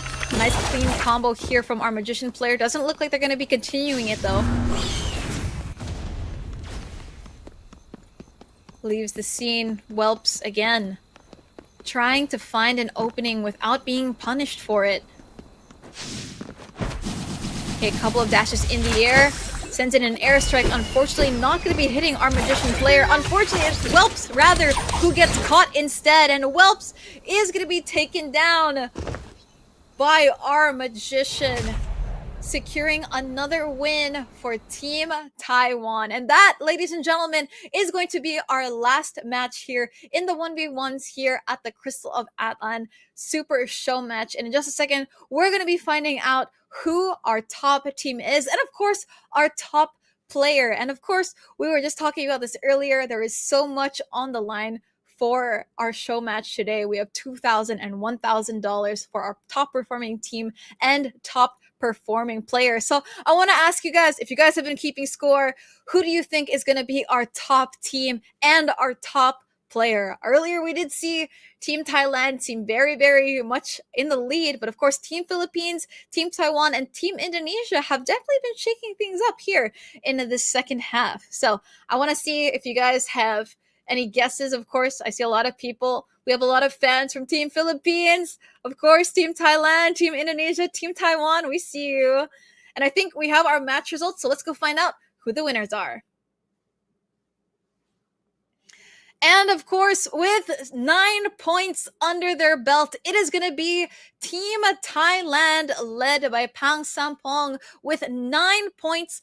5 points from Crazy Sola and 4 points from Sad Bombs. Of course, our Gunner and Scythe Guard have been quite notable here in the 1v1s, but very close in second place. Of course, we have Team Taiwan with 7 points, with B and Luotuo with 5 and 2 points respectively. So our winner, of course, is Team Thailand, the Pirate Crew, with 9 points. They're going to be receiving $2,000 for the team. And of course, our top player, Crazy Sola, earning 5 points, is going to be receiving $1,000. Whew! Again, such big stakes here, such really high stakes here for this super show match. So again, if you guys are feeling confident and you want to join something like this, make sure that your voices are heard. Post about it. Show us your plays here in Crystal of Atlan so you get picked up for one of these show matches in the future. But of course, that is going to be it for our 1v1s. Up next, of course, we have one of the highlights, because you want to meet the different players on our teams from each of our representative countries. Because up next, we have our PvE time trial, which is going to be featuring 8 of our players, featuring, of course, our featured content creators from each team, where they're going to be undergoing a time trial where they have to take down HexChess Elite. Now, how this is going to work, of course, is they're going to be trying to take down the dungeon in the fastest time. And of course, shortest time is going to win. And whoever comes out on top of this is going to be receiving $5,000. So if you thought the 1v1 prizes were crazy, then of course the PvE is going to be even crazier. So let's get into the PvE rules.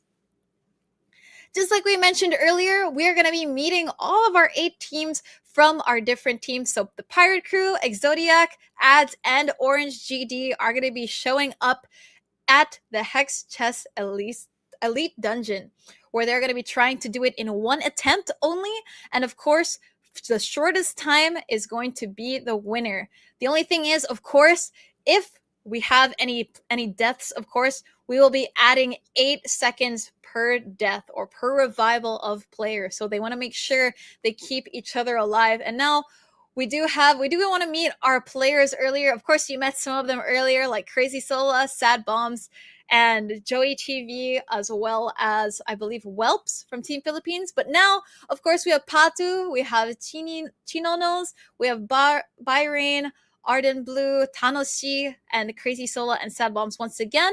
And for Team Myrtle from the Philippines, we have Renala, Wonder, we have Venus, Gushun Main, Cranberry, Master Devs, as well as Neko Mamuji. So again, 8 players plus their team leader are going to be doing this, and shortest time wins. So the question is, who is it going to be? But of course, we still have our other 2 teams that we have to meet today. So of course, here for Team Taiwan, led by Shut-Eye Orange, of course, we have Team Orange GD. We have Milu Bear, Shu, Destiny, Chiaki-sama, Get Me, B, and Lotu once again making an appearance. And for Team Indonesia, led by a fifth from Team Ads, we have Extra, Myawag, Tylenol, KS, Ino, Mithril, and Goonie. So, of course, if you have any favorites in the chat, please let us know who they are, because I do see a lot of support. We definitely see a lot of support here from our different countries. So let your voices be heard and show your teams their support. Again, if you guys here to represent your squad, make sure that you let us know which squad you guys are from, which fleet you're from. And of course, if you're here to see some top gameplay, you guys are in the right place. But up once again, we are going to be having our teams going in this time trial event. It is going to be very difficult. Again, I'm not sure if we're going to be seeing any flawless runs here. Of course, we want to make sure that our teams have a really balanced lineup. I know that some of these teams have been practicing for quite some time now. I've been hearing a lot about these guys practicing in Discord calls, making sure that everyone is in sync, and of course, just making sure that the machine is working pretty well. But again, it's tournament day. You never know what could happen. And of course, this is one of the hardest dungeons that you can complete at the moment. So again, a lot of our players, I'm not sure if they have, again, encountered this dungeon yet. So if you have experience with HexChess, you definitely know that it's definitely one of the more difficult dungeons to take down. So, you know, if you have any experience with it so far, maybe you can share in the comments some tips that you have. Of course, maybe a class that you like to bring to this dungeon. But of course, we do want to talk about how the matches have been going so far. Of course, we have been seeing a lot of favorite classes. We've had the gunners show up quite a bit. We've had our magister classes like our magician and warlock coming out. But now, of course, we have the PvE segment. So things are going to be changing up a little bit. We might be seeing a lot more classes, of course. Some classes do perform way better in PvE versus PvP. But of course, at the end of the day, it's just up to the player on how they utilize these classes. Because I think depending on how you're able to do it, everyone can make these classes shine in the different matches. But, you know, while we wait, of course, for our PvE, we do want to talk about, of course, the things that we have in store for you guys, our audience, our adventurers in the chat. Earlier, we did have our special item codes. If you guys weren't able to get them earlier, maybe someone in chat will drop them for you. But, of course, after the Crystal of Atlan Super Showmatch, we do have an exciting upcoming collaboration between Crystal of Atlan and One Punch Man. If you guys are a fan of the anime or the manga, we have a special collaboration in the works that is going to be coming out on June 16. So make sure that you guys are following the official pages of Crystal of Atlan so that you get the updates on when the drop happens. But I mean, personally, I'm a big fan of One Punch Man and a big fan of Crystal of Atlan. So, you know, it seems pretty exciting, right? I don't know if you guys are looking forward to it, but I think that everything they have in store that they've released so far looks pretty good. So again, June 26th, make sure to mark your calendars for when that comes out. And I think we do have some people who are talking about the tournament so far. Up next, of course, it's not going to be the 3v3. It is going to be the PvE. The 3v3, of course, we do have day number 2 of the Super Showmatch happening tomorrow, where you guys can witness our PvP segments, where you can watch the 3v3s happen between the players that you haven't met on these teams so far. But for now, it's going to be our 8 players going into this dungeon and making sure that they can take down the boss in the fastest time. And of course, for anyone who's tuning in who hasn't played Crystal of Atlan yet and you're still considering trying it out, I think it's a pretty fun game to play. If you can see so far, we've had a lot of really cool moments that you've seen in our 1v1s. I think this game is very special, especially when it comes to its aerial combos and the dodge system. I think a lot of our players have shown here how important it is to dodge and to weave in and out of these combos and attacks. And you've seen it does take a lot of discipline to make sure that you're able to weave in your combos and manage your cooldowns. So a lot of skill strategy is being put into place here with Crystal of Atlan. And of course, the gameplay experience, it's very fun. It's very hack and slash. You can see a lot of really cool abilities, animations. For me, personally, I really like the animations of the Magician class just because it looks so fun with all of the cards being thrown out and, of course, the animations with the cats and things like that. And it's very, very fast-paced, so it definitely looks very, very intense for this PvP, but also in PvE. And, of course, the graphics look pretty cool as well. If you haven't, like I said earlier, Magicians look pretty fun. I think the Cloud Strider also looks really interesting.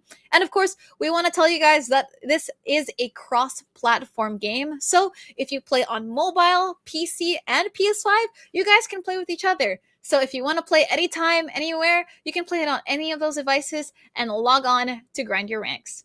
But of course, up next we have our PvE. So if you guys have been having fun enjoying the PvP, right now we're gonna change it up a bit with the PvE, where we're gonna be seeing our players challenge the dungeon. So we weren't able to break it down a little bit earlier, but again, they're going to be challenging the HexChess Elite Dungeon. This is the Elite Dungeon to the second dungeon, where each team only has one attempt to complete this dungeon. The final rankings are going to be determined based on their total completion time, and of course, if a player dies on the run, that is going to be an additional 8 seconds per death on the team's total time. So again, you want to make sure, our players want to make sure that no one is really dying too much, of course. No one is, of course, being a little bit too reckless in the run. They have to make sure that it's a well-oiled machine so that they can get the fastest time here in this time trial. But of course, I want to ask you guys in the audience, we did see some people in the 1v1s who are coming back for the PvE. We also have some people who are new here. Some of our PvP players are not doing who didn't do the PvP are now doing the PvE. So I know we have a lot of classes that we haven't seen so far. I want to know from you guys in the chat, if there are any specific classes that you want to see. I did see a lot of people talking about the Elementalist and the Berserker. A lot of people were expecting the Berserker to show up, especially here in the 1v1s, but of course, it's going to be down to player preference. I do see some people who are talking about, as well as, I think it was the Elementalist and I think it was the Blade Maiden, right? Blade Maiden has been pretty good. It's a very difficult class, I would say, because it does involve copying abilities, and you have to make sure that you place both yourself and your puppet in the right place to get good ability placement. But of course, it depends on how people do this. I think some people are flexing their rank in the comments, actually. Pretty cool. We have some people flexing their placements, top 3s, top 2s in their servers. So again, if you guys want to get in on the action, of course, we want to see you guys and your plays, of course. So please make sure that you share with us your Crystal of Atlan gameplay and experience. And who knows, you might be in the next Super Show match yourself. Because again, $1,000, $2,000, and $5,000 is pretty high stakes for a game like this. I think we have some people in the chat talking about Cloud Strider. They want Cloud Striders to come out. We do have some people wanting to see Bounty Hunters, Blade Maidens again. I see some Blade Maiden representation from YouTube. On Facebook, we do have our Cloud Strider as well. A lot of Cloud Striders from Facebook. I don't know if I think a lot of people were definitely excited for the Cloud Strider, especially from all of the trailers. I really like the Cloud Strider as well, and the Scythe Guard. I think the Scythe Guard, personally, I would say it's great for PvP and PvE. Of course, it's a defensive class, but it's also pretty good in 1v1s. It's able to dish out a good amount of damage, but also still provide support and healing, which I think is exactly what you want in something like the time trial. You want it to be a balance of offense and defense, which is exactly what the Scythe Guard is. And I think right now we have some people in chat talking about their Cloud Striders, some players that they are rooting for, of course. Bounty Hunter once again. We don't see any people talking about, I believe it was the Elementalist now. I think the Elementalist gang is maybe not here at the moment, but right now, as you guys are waiting for our PvE, we still have like a lot of stuff happening in store. In terms of the players, I think there are people who are looking for their favorite players in the teams. I think there are some people who are looking for some representatives from Team Exodiac right now in their Facebook chat, as well as from Team Indonesia. I think we have a few fans of Extra over there. There are some people who are saying we do not speak of Elementalists. I think it's a pretty good class. It's pretty fun to play. Magician as well. Some people are asking, are there more codes to drop in the chat? We do have the codes during the break time earlier. So if you guys missed those codes, you can try to go back in the chat, of course, in the video to go and look for the codes. But of course, we do have some fellow adventurers who are very nice, who are nice enough to drop the codes in the chat as well. So we do have that. Oh, we do have some people from Facebook. Scytheguard is top notch in support during PvE runs, definitely, especially with that healing ability that they have. Magicians as well. Magiblade for the win. We have a lot of people who are really big fans of this, as well as Berserker. All right. All right. Okay, I think that we are going to be going to a very, very short break. But of course, guys, don't go anywhere because up next, of course, we have the PvE. So we'll see you very, very soon.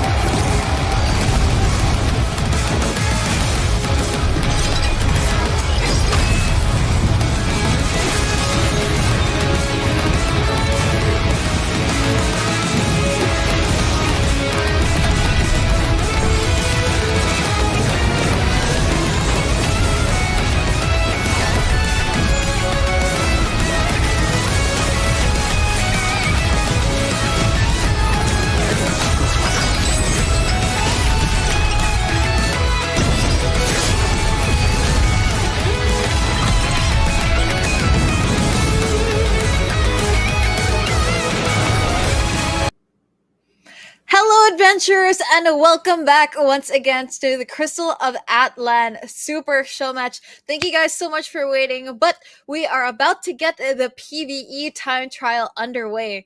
Again, we just had everyone making sure that they were ready to take on the time trial, but like we said earlier, it's going to be each of our teams and 8 players running through the HexChess Elite Dungeon. So again, we wanted to make sure that everything was going to be running smoothly, but in just a second, we are going to be starting, and our first team running is going to be Team Taiwan. So it's going to be, they're doing the first run of this time trial, which means all eyes are going to be on them. And every team after is going to have to observe what they did right and what they did wrong. So it's going to be a bit of a challenge. Of course, it's intimidating being the first team. But of course, we know our teams have been preparing very hard for this. Like we said earlier, they have been practicing for all these weeks prior to the Super Show match. So we're definitely expecting a lot of tricks up their sleeves. But of course, remember, we do have to note, any deaths that occur during the time trial will add an additional 8 seconds to their trial run. So again, we have to make sure, everyone has to make sure that everyone is doing enough damage and pulling their weight and making sure that no one takes any unnecessary deaths to add any more penalties to their time. But while we're waiting, again, I just want to do a little vibe check with everyone. I hope you guys are enjoying the Super Show match so far. I know everyone enjoyed the PvP matches, of course, and saw a lot of interesting plays from our players earlier. And some of them, of course, are coming back here for the PvE. And just to go over everyone once again, from the pirate crew from Team Thailand, they did win the 1v1 earlier, so props to them. We did have, of course, Crazy Sola pulling it in for Team Thailand, winning the individual prize. But of course, Team Philippines, Exodiac, Team Indonesia, Ads, and Team Taiwan, Orange GD, are not going to fall behind here in the PvE. It's time for them to have redemption because, of course, each of our game modes does have its own prize pool. Of course, for the time trial, the team with the shortest time to complete the time trial will be receiving $5,000 for the team. So it's pretty big prize pool, of course. So we want to make everyone is really competing for that top spot. But of course, in just a second, we have Team Taiwan that is going to be bringing it in. And I think we have a lot of people that are, excited to see what is going to happen here. Of course, shout out, of course, to the TikTok, Facebook, and YouTube stream. Thank you guys so much for waiting, of course. And we just want to know, who do you think is going to be performing the best here in the time trial based on what we've seen so far? Of course, we know we have a couple of Scytheguard players. We do have the Gunners, of course, but we're going to be seeing a lot of classes that we haven't seen so far in the PvP. And I think now we're going to go into the rules once again, just so that you guys can have a little refresher on what's happening. So anytime again, once again, just so everyone remembers, 8 players from each team are going to be completing the Elite HexChess Boss Dungeon. So they only have 1 attempt to do it. And of course, any deaths occurring within this run will add time to their timers. So it is going to be, again, a battle for the shortest time. And just to go through our lineup once again, just so that you guys can review the players that we have in each team. Of course, from Team Thailand, we do have, of course, from Pang Sampong's team, we have Patu, Chinonos, Bahrain, Arden Blue, Tanoshi, of course, Crazy Sola, and Sad Bombs. And of course, for Team Myrtle from Team Philippines, from Exodiac, we have Myrtle, Whelps, Cranberry, Master Devs, Renala, Joey TV, Venus, Wise, Wonder, and of course, Niku Mamuzi as the 8th player. And of course, we still have 2 more teams that are going to be doing the time trials. We have from Team Taiwan, represented by Shut Eye Orange, we have Milu Bear, Shu, Destiny, Chiaki-sama, Get Me, B, and Luotu once again making an appearance. And in Team Indonesia, our 4th team, led by a 5th, we have Extra, Miaog, Tylenol, Kais, Ino, Mithril, and Goonie. Of course, our players, once again, from the PvP earlier, we do have a few of them returning, of course, but we do have a lot of players here that have been secretly grinding out this game really hard. I know we have a few favorites in the chat. From no teams in particular. We're not going to specify, but I know you guys know who I'm talking about. But you know, up first, of course, we have Team Taiwan, who's going to be doing the first run. So, like we said earlier, it's going to be really exciting to see what kind of strategies our teams have in mind. And I think now we're going to be jumping just back into me real quick before we begin our time trial. And earlier we did see some of these players who did show their character classes from the PvP. We can expect these to be brought into the time trial. But now it's going to be really interesting to see what their teammates have in store and how they're going to balance it out, of course, for this time trial show match. Of course, fastest time is going to win, but of course we know that all of you guys can't wait for the time trial to begin. So before we begin, we just wanted to check in. Have any people had any, you know, interesting stories with this boss? I know that it is one of the later dungeons that you can challenge. So for some people, it may be a first time seeing it. For other people, it may be, you know, you may be familiar with it already. But, you know, if you have a good fleet behind you, it should be no problem, of course. But while we wait, of course, we want to reiterate what's in store for you guys in the near future for Crystal of Atlan, because after this Super Show match, in the coming weeks, we do have an exciting collaboration that is coming up. It is the One Punch Man collaboration with Crystal of Atlan that is going to be coming up on June 26th. So again, make sure you guys are following the official pages of Crystal of Atlan so that you guys are updated on when the launch drops. And right now, we're almost going to be jumping into the game, but of course, there's so many exciting collaborations like this one that are going to be happening soon. So again, make sure you guys are following so that you guys are updated on all the latest details on the Crystal of Atlan. And of course, without further ado, I think we do have our time trial coming up. So let's jump straight into Team Taiwan's run. All right, here 20 seconds on the clock. We already have Team Taiwan starting off. We have V here in the front, taking on the boss. I think that's going to be a first clear now. And now Orange is going to be taking his turn. Of course, our team captain. Let's see. All right, pretty quick clear as well. Looks like they're doing pretty good so far. All right, they have to proceed to clear out the rest of the dungeon. All right, B waiting here at the checkpoint. Alright, each of these teams has to clear out their own rooms. And now, we move on to another chamber. Alright, again, they have to clear all of these health bars.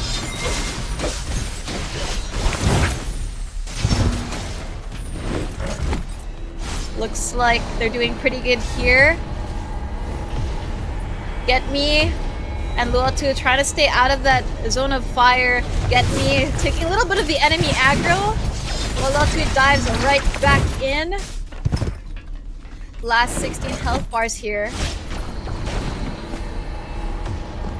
Alright, of course our magician player showing us what he's got. They have to wait here before they can come in to deal damage. It's just a little bit out of range, so they're gonna have to wait a bit. This is eating into their time slightly, but only a few health bars to go, and that's going to be a clear here from Luotu and Get Me. And it does look like we're going to see how the other players are doing.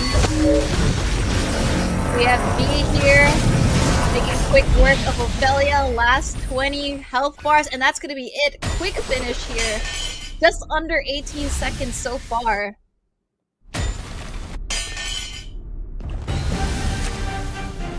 And just like that, the Forbidden Palace has been cleared. Completion time was 2 minutes and 15 seconds. Of course, we still have to do the rest of the dungeon.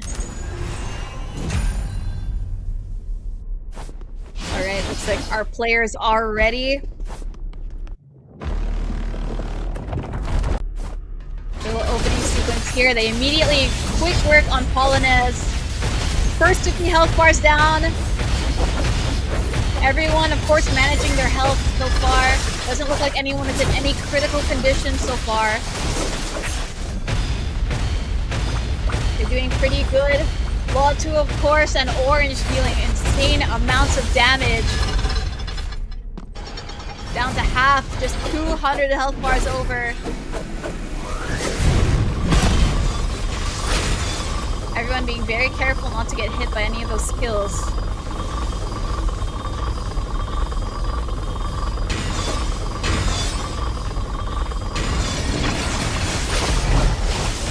After they wait for the invulnerable, they make quick work of their combos, going very quickly through those 200 health bars. And Team Orange GD clears out Polonez so quickly.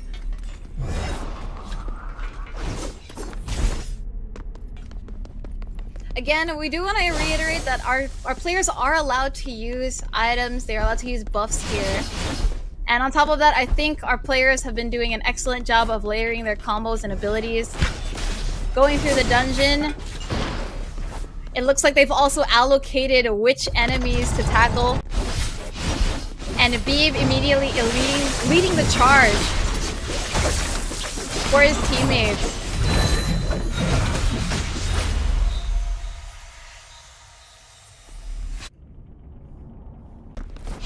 Going into the final cutscene with Claudius. Again, okay, we have one member of the team looking pretty low.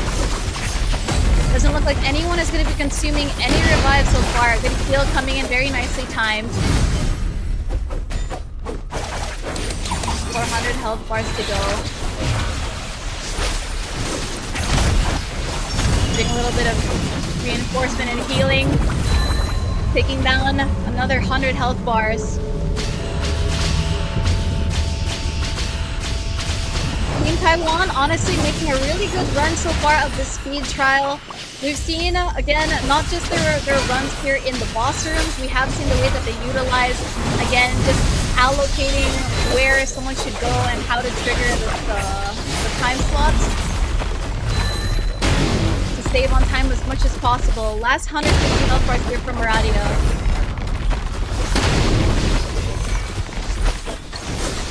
Health bars looking good so far. They do have to clear these last few mobs.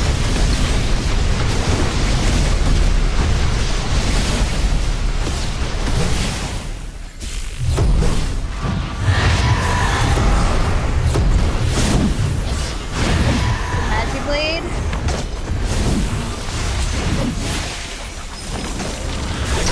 Last few enemies to clear out before they can do any more damage to Maradia.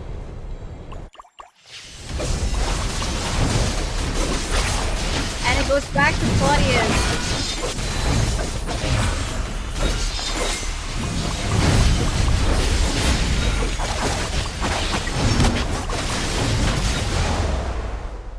And just like that, it looks like Team Taiwan gets through this. And let's check their completion time. It's been 5 minutes and 57 seconds.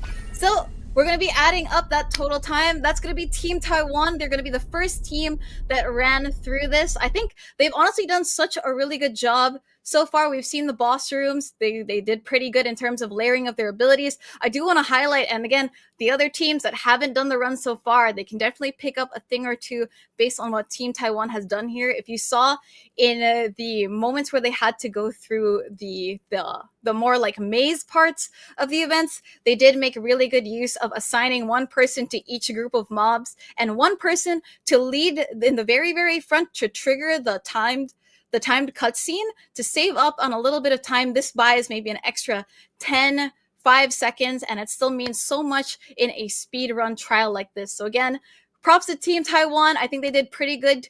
Team Orange definitely has something to be proud of here for this first run. But of course, we still have 3 more time trials to go through. So we're going to see what Team Philippines, Team Indonesia, and Team Thailand have in store for us. But up next, of course, going through the rundown, we still have a few more teams in store. We have seen a lot of these teams, especially Team Philippines, they don't seem to be repeating any of the players from the PvP rounds. So again, we have 2 players that we have yet to see what classes that they are going to be bringing into the mix here in the PvE. But so far, I think a lot of people have been pretty surprised with the first run from Team Taiwan. 2 minutes for the initial boss dungeon has been pretty impressive, and 5 minutes 57 seconds, just under 6 minutes, is also pretty impressive for the last one. But of course, there is a lot of time that they have to consider in the invulnerable states of these bosses, because of course, if it's triggered, they do have to wait for those times. So as much as possible, they do want to make sure that they're able to complete these before any of those are triggered.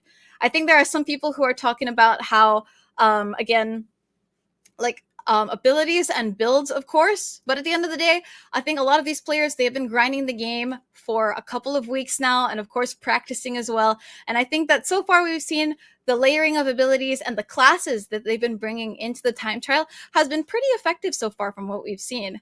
And from the chat, I think we have a lot of people who have been saying like they've absolutely melted these bosses. It's pretty impressive how they were able to do it. But we're going to have to see. We do have a lot of very experienced veteran MMO players, I believe, especially among the players in this team.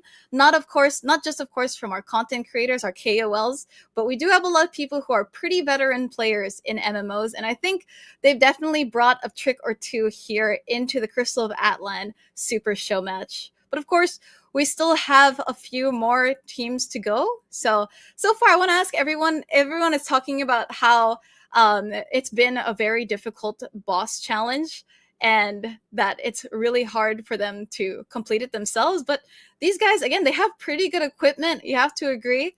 They're definitely fully built already. But there is a lot of hype for this, because this is, again, believe one of the highest dungeons that you can currently beat here in Crystal of Atlan. So pretty exciting stuff to see. But of course, still 3 more teams. Team Taiwan, of course, every team has a different set of players. So we're going to be finding out in just a second how our other teams handle this. And of course, I hope you guys are enjoying the Super Show match so far. Of course, this isn't going to be the last game mode. Tomorrow, we still have our 3v3 game mode tournament, where we're going to be seeing our players from each of these teams battling it out in 3v3s in the PvP arena once again. So that is going to be pretty exciting to see. Again, the micro skills that everyone has brought today to the PvP can definitely be applied tomorrow during the 3v3s. But now for the PvE, of course, it's a little bit different now since it's a time trial.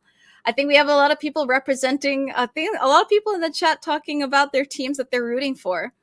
I believe we have some representatives from Team Philippines in Facebook, Team Indonesia on TikTok. Some people are talking about how 6 minutes for a raid has been pretty quick. I want to ask for you guys, of course, how long does it take usually for you guys to complete the HexChess run? I think that it's definitely one of the harder ones to complete. There are some people who are saying they are so shocked by 6 minutes, 2 minutes for the original one.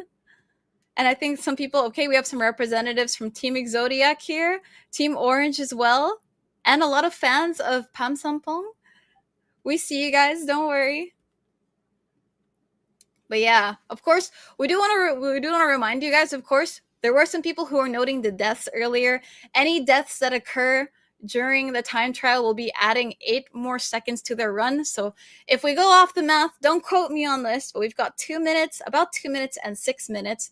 And if we have any more deaths, maybe that's an additional 32 seconds, 40 seconds. So maybe we could be looking at like 8 minutes here for Team Taiwan, which I think still a pretty impressive run so far. Maybe 8 minutes, 30 seconds, 9 minutes. So again, pretty good team run for Team Orange GD. I think definitely we did see the POV of B, who was in our PvP match earlier, and it definitely shows quite good mastery over the Magiblade. But again, we still have yet to see what our other players have in store. I'm honestly pretty excited to see what a player like Crazy Sola and Sad Bombs are going to be bringing, because they did perform pretty good in the PvP earlier. And of course, from Team Philippines, I think Joey and Whelps definitely have something exciting in store for us. And of course, Team Indonesia, we can't forget Extra and Eno, of course. I think Eno, I know the Warlock class had a little bit of a hard time in the PvP, but now I think PvE rather, is going to be where they really shine. All right, and now that we wait for the next team rather, to start their PvE run, you know, again, we do want to tell you guys, anyone who hasn't started playing Crystal of Atlan, if you guys want to give it a try, as you can see, it's pretty fun, it's really fast, and it's exciting. And if you like hack and slash and you just like going at it in dungeons and stuff, you want to do PvP dungeon runs, Crystal of Atlan has both of those for you guys. Of course, you can also join a fleet with friends, or meet new friends rather, in fleets that you find in the game. And of course, in terms of the combat, there's a lot of really exciting things in Crystal of Atlan. Personally, I really like the aerial combos that you can do, knocking up people, especially in PvP. The dodge system is also really impressive. And of course, the hack and slash, which I'm a personal fan of, which is just going at it with enemies, especially with those melee classes. But of course, they don't forget the range classes as well. We were talking about the gunners earlier. Gunners, elementalists doing crazy amounts of damage. And I think they have their own, utilizations both in PvP and in PvE. And it's honestly been such a pretty fun game to play. And I think even if you're not a fan of the hack and slash, it's also pretty calming. Like if you guys have gone in the open world is absolutely beautiful. The audio is pretty good. I personally love the voice acting as well. I think that the voice actors did an excellent job in the game. The story is really nice. And if you guys haven't been too far in the story, I'm not going to spoil anything for you guys, but it does get pretty good, especially a little bit towards the end game that there's released so far. And there's people asking about the codes currently. So there were 2 codes in chat during the break earlier. So if you guys want to find out the codes, again, I think we have some lovely chatters who took note of the codes earlier. I believe there were 2 codes that were featured during the break. So make sure that you don't miss those item codes. You can go back in the video right now if you want to go see them. Or again, maybe a nice person in chat wants to drop them again for you guys who missed them earlier. And of course, for anyone who's wondering, where can you play Crystal of Atlan if you guys haven't been playing it already? Well, Crystal of Atlan is available on mobile, PC, and PS5, so you guys can play with your friends on any of these because, again, we have crossplay. Woo! So you guys can play with your friends or play anywhere, anytime, wherever you are. So, again, give Crystal of Atlan a try. I'd honestly say it's pretty fun. I think there are some people, again, looking for the codes. We have people in YouTube giving the codes. So again, shout outs to the people in YouTube chat who are giving the codes. We have Facebook and TikTok streams as well. If you guys are watching from there, hello to you guys there. Thank you guys so much for joining us here today at the Crystal of Atlan Super Showmatch. And in just a second, we are just waiting for our next team to begin the time trial. It's going to begin any second now, of course. It is, we do have a lot of players here, and we have to make sure that everyone is ready for the time trial. So we're just waiting as they get into the lobby, into the room, and we'll begin any second now. We do have some people. People are cheering on for Whelps. Yep.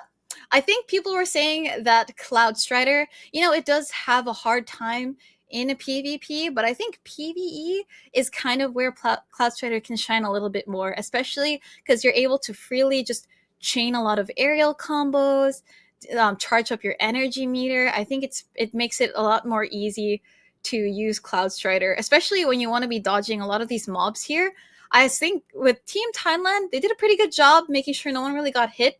Surprisingly, also keeping themselves pretty healthy throughout their runs, throughout their PvE run. They've been pretty healthy. So I think a class like Cloud Strider would be pretty good, especially with like a lot of the vertical movement that it has.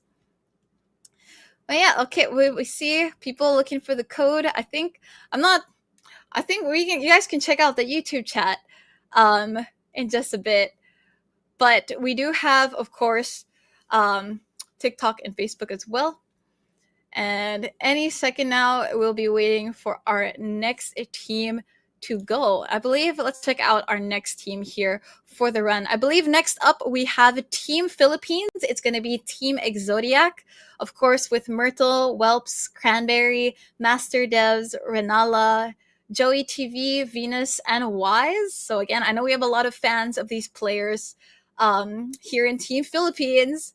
So if you guys are fans of Team Philippines, please let them know in the comments. I know that you guys, they've been practicing. These guys are pretty hardcore at what they do. They are very notorious, especially as a guild and as a fleet. So I think that we're going to be seeing a very interesting run from them here. We were talking about this earlier, that this team has been practicing yesterday, I believe, until like 2 a.m. in the morning. So they've been really hardcore with their practice so far. So I'm really excited to see how their run is going to go. All right, I think we do have some codes in chat. There is going to be one more code. I think I could just say it. I think it's CoA Super, and there's CoA Super Go for anyone that missed the codes earlier. So we're going to be waiting for those. We're going to be waiting for those if you guys want to redeem them in your crypto. Of course, we still have 3 more runs upcoming. So just hang tight, ladies and gentlemen. Don't worry, these matches are going to be happening no matter what. And I think, actually, Team Philippines is ready to go. So I think we can just jump straight into it. All right, now we've got Team Exodiac, our first run from them here in the first dungeon of HexChess Elite. Just waiting for that timer.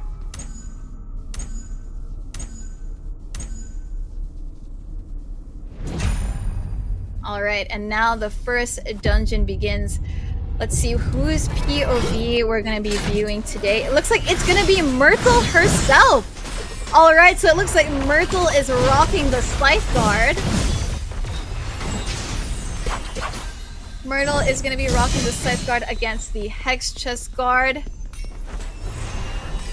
All right, it's moved off from the center. Brings it down to half HP. Pretty good layering of combos, good dodges so far. Does take a single hit there. Making sure to stay healthy. HexChess Guard now down to a third of its life force. Myrtle making sure to stay in the air. Not taking any unnecessary hits than she has to. Heals up herself as she clears the first guard. We move on to our other teammates. We have Wonder here and Neko Manuzi. Leodid's knocked down, taking increased damage. Now our Warlock doing some stuff. 42 health bars left to go. And on time so far, I think Team Philippines is doing a pretty good job. They're running around the perimeter, making sure they don't get hit by those aerial strikes. Wonder and Neko go back in. Looks like the last 30 health bars. Wonder does take a little bit of damage there, down to half HP. Picking out the other POVs, we're back to Myrtle and Master Devs as they take on Ophelia.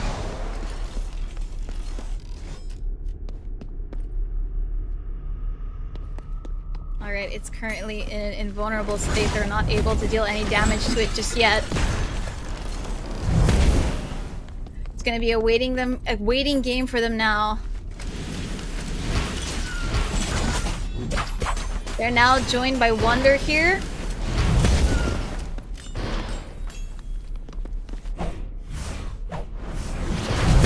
And now again, time is just ticking down.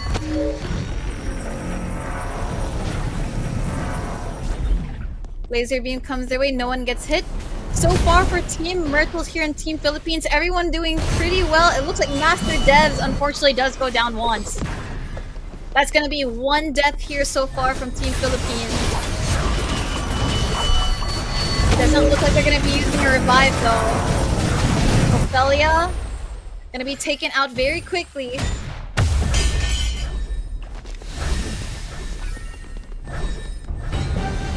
And now for the first clear, we have 2 minutes and 55 seconds here for Team Exodiac. Not bad so far, just roughly over 3 minutes with the single death that happened earlier. But again, I believe they're counting by revive, so because Master Devs did not revive, it may not count the additional 8 seconds.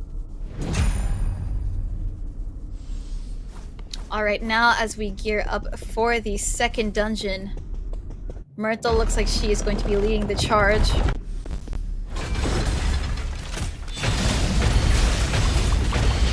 Everyone just jumps right in there onto Polonez. First 50 health bars cleared just like that. Really nice layering of abilities. Everyone looking pretty healthy so far. Wonder taking a little bit of damage, but it gets healed up very quickly. Cranberry and Renala. Renala now got dangerously low. Healed up very quickly. Polonez down to just over half HP. They're gonna have to wait here for this invulnerable state. But so far, Team Myrtle doing pretty good. They're maintaining their health very good as well. Master Devs getting low. But of course, that constant healing is preventing anyone from going down. Everyone unleashing a combo on Polonez. Polonez looks like they've been taken down completely.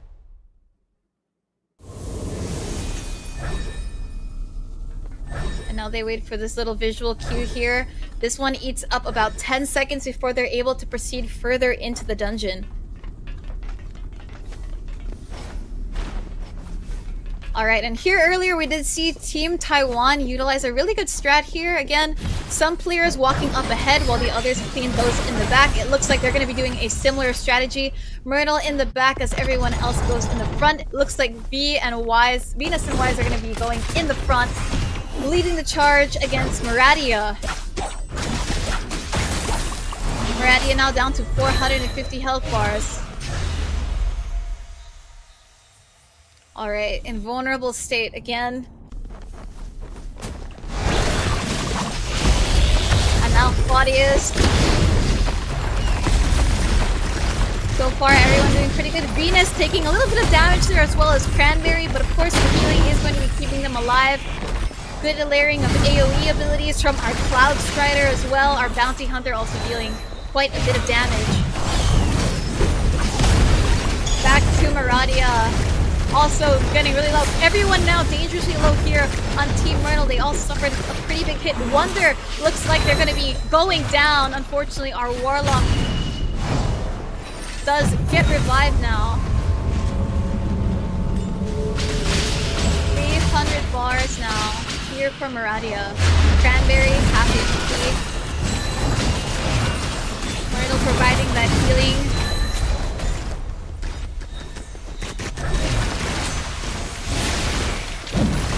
Now Maradia vulnerable once again. Everyone wants to be a little careful here when dealing with Maradia because again, maybe two hits can maybe take out half the team. Last 150 health bars here for Maradia. Just waiting for a quick cutscene here with the dialogue.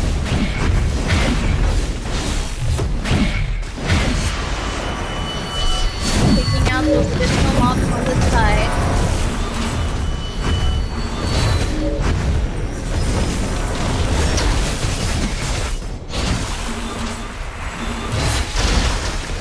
As they wait, 2 more mobs left before they can start dealing more damage to the main body. And now Claudius is now vulnerable. And Team Myrtle wasting no time in taking it down. Last 80 health bars before they move back onto Maradia. Good synchronization of abilities, and the last boss goes down just like that. Team Zodiac is going to be clearing the HexChess lead in a time of 7 minutes and 13 seconds. Now again, so far, this is our second run here of the PvE time trials, and it looks like Team Taiwan is in the lead, but of course, we do have to account for the deaths and revives that did happen during their run, so the final tabulation is going to be done earlier, but of course, looking at it so far, although the times are very, very close, it does look like Team Taiwan is in the lead so far. But Team Myrtle, again, Team Philippines doing such a good job of taking out the bosses. I think that we did see a lot of different classes showcased here for Team Philippines, which is really refreshing to see everyone bringing out these different classes here in Crystal of Atlan.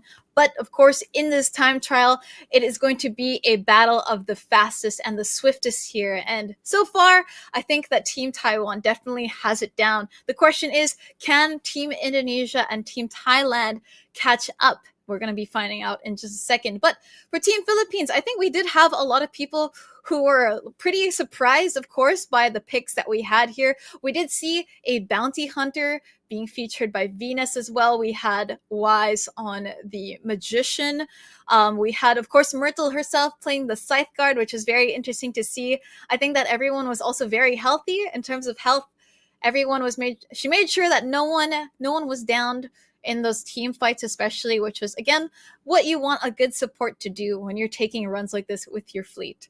So up next, we still have two more teams, and I believe our third representative rather, is going to be the pirate crew from Team Thailand. And now, earlier from the 1v1s, we did have our two standout players here from Team Thailand. If you guys missed the 1v1s earlier, we did have Team Thailand take the lead in the 1v1s with 9 points, 5 points from Crazy Sola, and 4 points from Sad Bombs, which I think is a pretty impressive run from our two players. And these two players are also going to be participating here in the PvE, so I'm pretty sure they're not going to let us down when it comes to raw skill. The question now is how they are going to play around this time, because again, it's just a little bit, they just need to do a little bit more micromanaging here with the time on how they can clear this boss. Because as you can see, Team Taiwan, maybe a difference of 10 to 20 seconds between Team Philippines, which means, again, it's all going to be down to those microseconds, those little decisions that is going to decide who makes it faster in this speed trial. But of course, I do believe we did note a few extra from chat.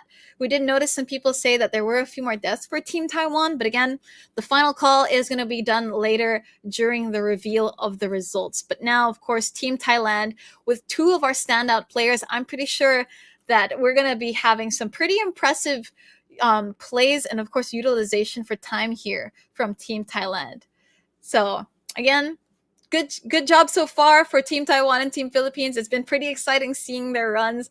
A lot of people have been really excited to see their runs especially. But, of course, aside from the 1v1s and the time trials, we do have our 3v3 game modes that are going to be happening tomorrow. So, of course, if you want to see more PvP action, that is going to be tomorrow. And, of course, tomorrow we still do have our special in-game codes that we're going to be giving away during the breaks. So make sure that you tune in tomorrow, same time, same place here on the Crystal of Atlan pages. Now, of course, we do have some people who are wondering, like, where are the other classes? I think I see some people asking right now about where are the Starbreakers and where are the Berserkers? Because for PvP, we didn't see any Berserkers, surprisingly. There were a lot of people who wanted to see Berserkers, but I mean, it's up to these teams, again, who they want to be bringing to these matches. And I think so far, it's been pretty interesting to see. But for 3v3s, again, you have to think which classes work well with each other, and of course, which classes don't fare so well in PvP. And I think we already have these predetermined, like you saw earlier. So I hope our players do learn a thing or two about what we saw in the PvP matches today. I think we definitely saw some players, in the beginning, there's a little bit of like, maybe first game jitters, or maybe they're not warmed up yet. But as we saw, as the games went on, we saw every player, they started to step it up. They got more confident and they learned a thing or two from their fellow players here in the competition, which, again, I hope you guys, of course, our adventurers here in the chat, are also learning a thing or two by watching some of the best in their respective countries. And I think, of course, we have some top ranking individuals. And I think even in chat, there are some people who are talking about how they're one of the top ranks in their servers as well. So, of course, if you guys want to try and compete in something like this, give it a shot. Because honestly, I think that if you've seen what we have here today, if you guys think that you guys can manage and step up to the plate, you guys could find yourself in a Super Show match as well. We have some Starbreaker fans here. All right. We do a lot of Berserker and Starbreaker, surprisingly.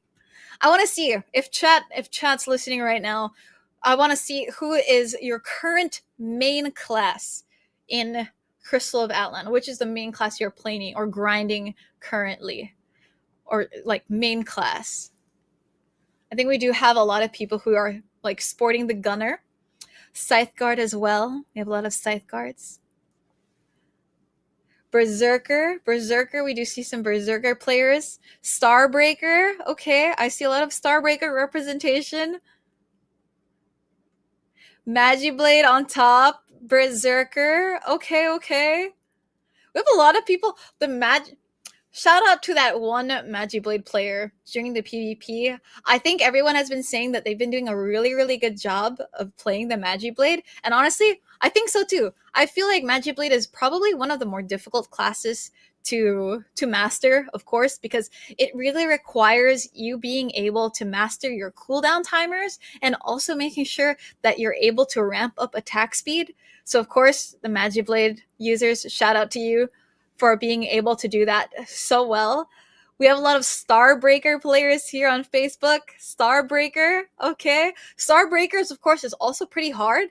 You really have to build up your energy bar using skills, of course, and charge up for attacks. And parry.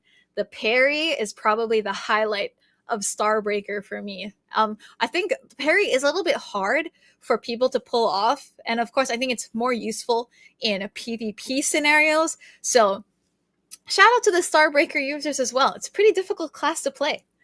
We also have some Elementalists, Magician players, okay, Cloud Strider as well, Bounty Hunter, Blade Maiden. I like that. I think I'm seeing a lot of good representation for the different classes here. Starbreaker, for Facebook, we've got Scythe Guard, Gunner Mains, Elementalist, Cloud Strider.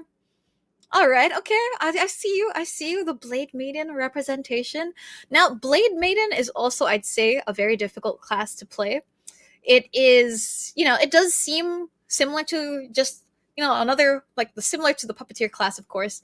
But Blade Maiden, you do have to make sure that you and your puppet are in sync. You have to make sure, you have to be aware of your position and your puppet's position to be able to utilize and maximize your damage output. And of course, make sure you and your puppet are actually hitting things. So it does require some really precise puppet precision. We have some people who are saying there's no Warlock. We do have some Warlocks. There have been some players who have been sporting the Warlock. I think Team Taiwan and Team Philippines, we do have Warlock players on these two teams. So it's been really nice to see them. Magician as well. We have a lot of Magician. Berserker. All right, we have Berserker. Is there any class that we haven't been seeing? So far, I do believe we've probably seen everyone at least, but let's see what team our next team is going to be bringing. So up next is Team Thailand. All right, of course, we have the Pirate crew. We're sporting two Gunners here, a Scythe Guard, an Elementalist, it looks like. We have a Magiblade, two Scythe Guards rather, and a Cloud Strider and Starbreaker. Alright, we're going to be watching from the POV of Han Kampong. Really quick clear, really nice use of the Gunner here. That's going to be our first 30 seconds here. First area complete. We're going to be checking the other POVs in just a second. Clockwork Knight is down. First checkpoint, they're going to be activating the bridge. And now I think Pirate Crew, honestly, doing a very, very quick run so far. As you can see in the lower left corner, you can see the timers that we have so far. Currently, the fastest time is Team Orange GD from Taiwan. So Pirate Crew is going to have to step it up if they want to beat that record.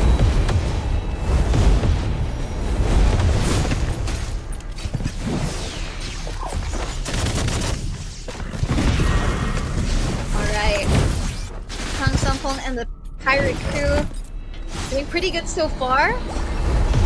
Everyone's been doing a pretty good job of positioning here for this one boss. I believe we did have one death here from Team Taiwan, unfortunately. Again, good spacing. Everyone very disciplined so far. Tang does take a little bit of damage there, but this boss is going to be going down. And I think current time so far is looking good, but on the other end of the pirate crew, we do have Crazy Sola and the rest of the pirate crew dealing with Ophelia. And now I believe for Team Taiwan, they did take just roughly over 2 minutes for this first half of the dungeon. So pirate crew is going to want to speed it up here.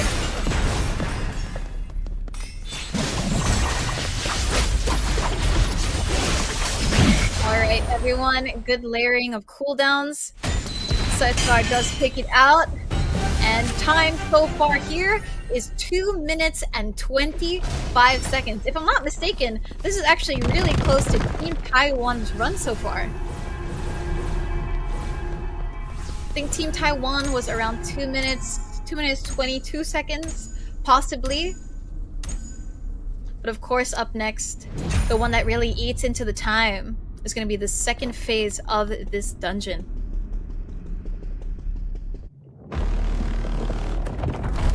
Alright, we're going to be getting our first cutscene. Polonaise going by really, really quickly. Honestly, I think this may be even the fastest we've seen so far.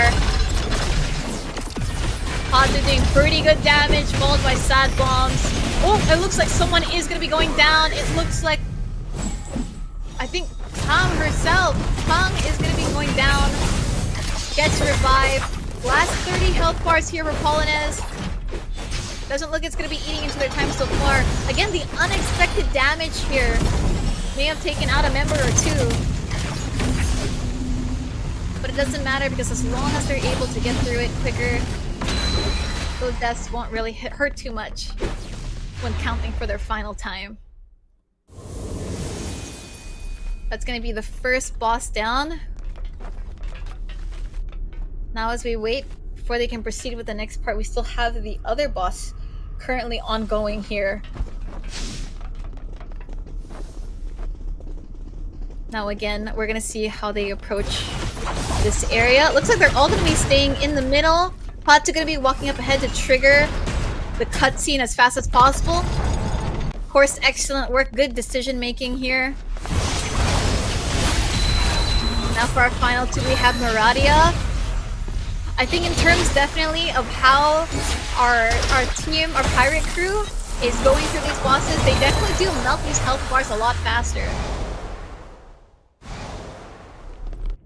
Time is looking pretty good so far. So far on the clock on top, we do have 23 seconds remaining.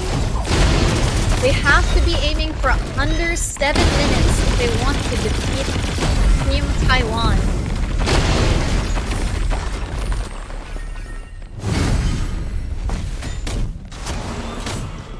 Alright, Patu.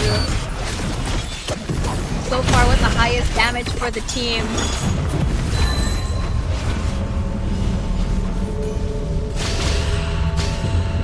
Another invulnerable state. Everyone making sure they don't take any unnecessary damage here. Now they move on to Claudius. A few of the members looking a little bit low here, a little low for comfort, honestly. I'm gonna make sure we get a little bit of healing from the Scytheguard. There it comes. Everyone now in a pretty comfortable position. I think we did see someone get down. Now our players from Team Pirate Crew have to take out these individual mobs before they can proceed with the rest of the boss. At the same time, managing, dodging all of these aerial strikes, picking out these crystals.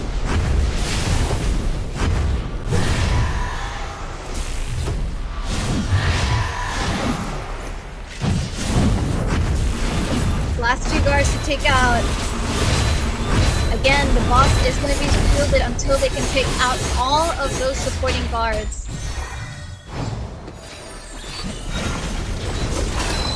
Shield goes down, it's going to be Claudius again. quickly trigger Maradia. Team Thailand making sure they don't waste any of those abilities during the invulnerable stage, and Claudia's gonna go down very quickly, and we're gonna be seeing the finishing time. What's it gonna be? 6 minutes and 12 seconds. I believe this is probably, if not faster than Taiwan, definitely faster than Team Philippines earlier. I think another popular contender here is definitely going to be our pirate crew from Team Thailand. But in just a second, we're going to be finding out their final time.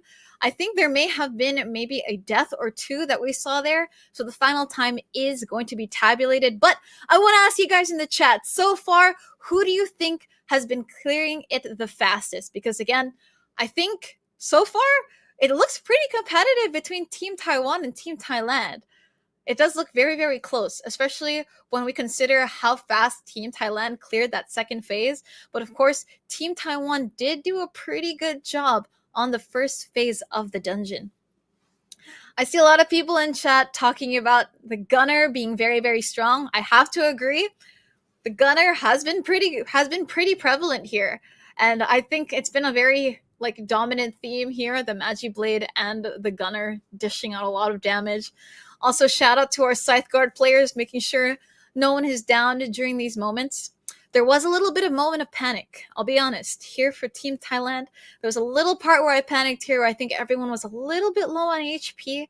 But of course, we had some clutch heals coming in. I believe they also had 2 Scythe Guards on this team, if I'm not mistaken.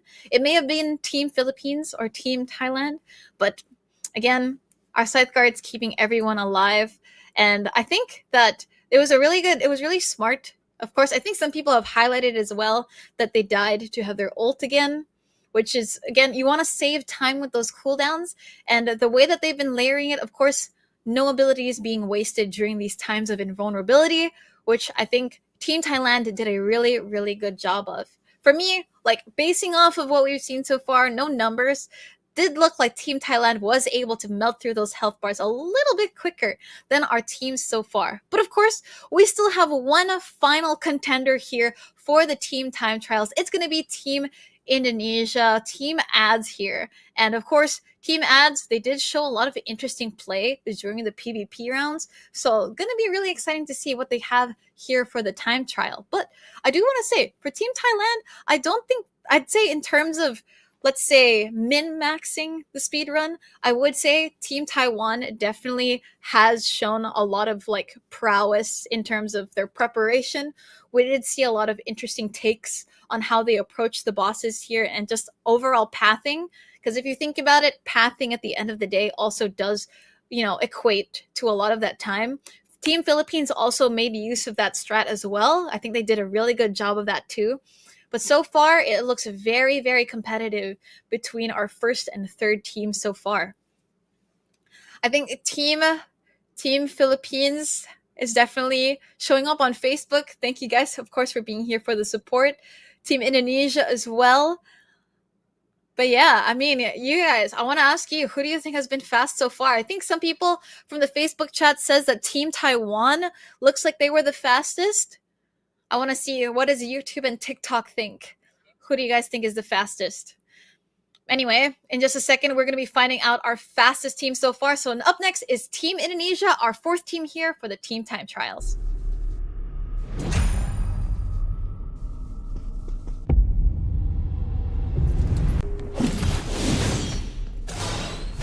All right, we're going to be going in here with Apid's POV himself, our Elementalist player. Afif does pretty big damage right off the bat. A really big AoE as well. One of the selling points of the Elementalist class. Now they're going to be taking on the HexChess guards. Afif, again, we haven't seen a lot of Elementalist POVs, so for everyone who hasn't really seen much of the Elementalist class, it does deal pretty big damage, it has great mobility, and if you're able to manage your cooldowns well, it's really, really easy to cycle through the Elementalist. Looking at the POV of the other two here for Team Ads. We have Goonie and Extra. Saying hi once again to our Starbreaker player from the PvP matches earlier.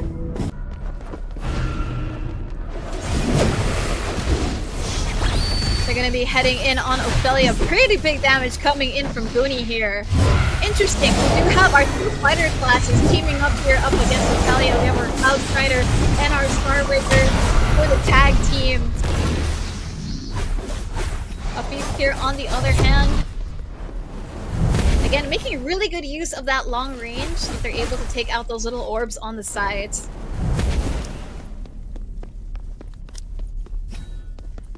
So far, team ads pretty clean clear. And I think having that range saves them a little bit of time when instead of having to run up towards their opponent. I think we do see some people happy about the Berserker finally making an appearance as well.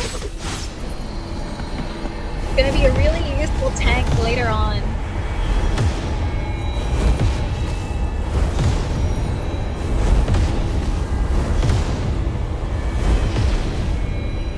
Okay, now they have to wait during this slight invulnerable state. Our Berserker showing up, and now we move back onto Ino. Now, Ino earlier, we did see their POV during the PvPs, but we're going to be actually going back to Ophelia here, up against Ophelia. Our Elementalist players, once again, good dodge there. Little quick aerial dash to get out of the way of that laser, making sure they don't get taken down. And everyone here for Team Ads, Team Indonesia, looking pretty healthy so far, except Lonely. The shield comes up just in time. Of course, Berserker. Oh, okay, we have our final completion time. It is going to be 3 minutes and 5 seconds. A little bit longer than the other teams here for the first half of this dungeon. But of course, they still have time to make up for it on the second half.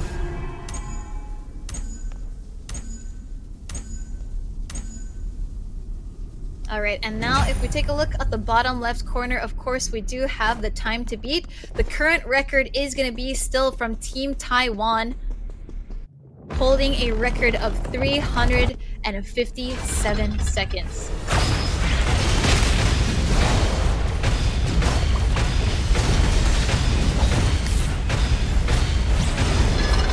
Alright, going in on Polonaise. Good layering of AoE skills, dealing constant damage. Again, they want to make sure it doesn't walk off of the abilities, so there's no wasted damage. Lonely playing very, very close with that Berserker shield. Walking on very thin ice.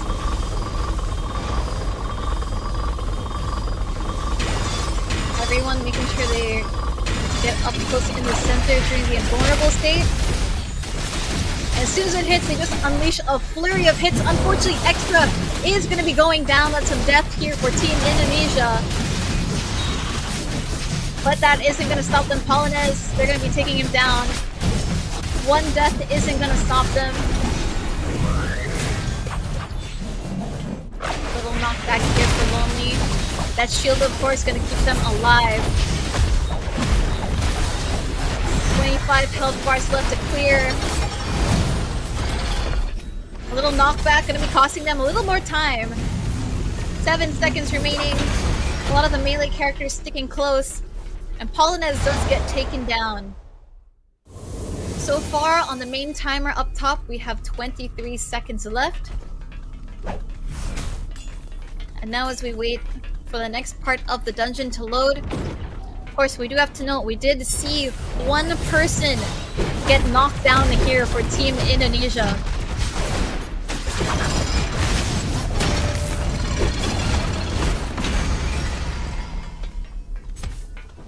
Last part of Polonaise. And then we're going to be proceeding to the walkthrough part of this dungeon. So far, everyone else on the team, we have Extra back up again, of course, before we proceed. Now here for the walk-up part, we're going to see how they approach this as well. Alright, it looks like Extra and Afeet themselves are going to be leading the charge. Extra is going to be waiting to trigger that cutscene while everyone else clears out the mobs in the back.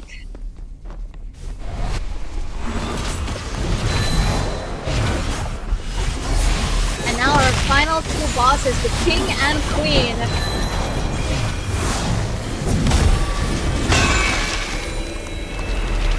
Everyone does get frozen. Ooh, this is gonna add a little bit of time for everybody here. Time is ticking. You have to wait until they take damage before they're taken out. All the members have now been freed from Team Indonesia, but again, those few seconds being frozen like that does hurt a little bit in terms of momentum.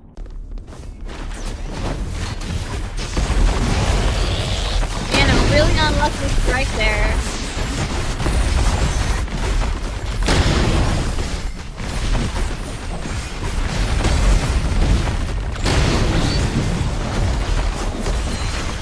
Indonesia, it doesn't matter, they're still gonna be going through Claudius like it's nothing. Alright, our magician player, or elementalist rather, repositioning, getting ready for Maradia. It's really good. One thing on top of that is they're anticipating, of course, the spawning areas of these bosses, making sure they're right there when they spawn. Really good effort here from Team Indonesia to do that. Now, of course, the shield is up, so they're gonna have to take out the guards.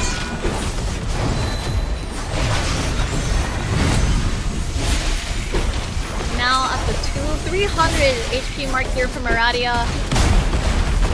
It does dash out of the center, everyone has to reposition. We have a few stragglers from the team, a couple of them waiting around the king. Mithril, a little bit low. Heals coming in clutch. And now they have to take out the surrounding guards if they want to proceed further.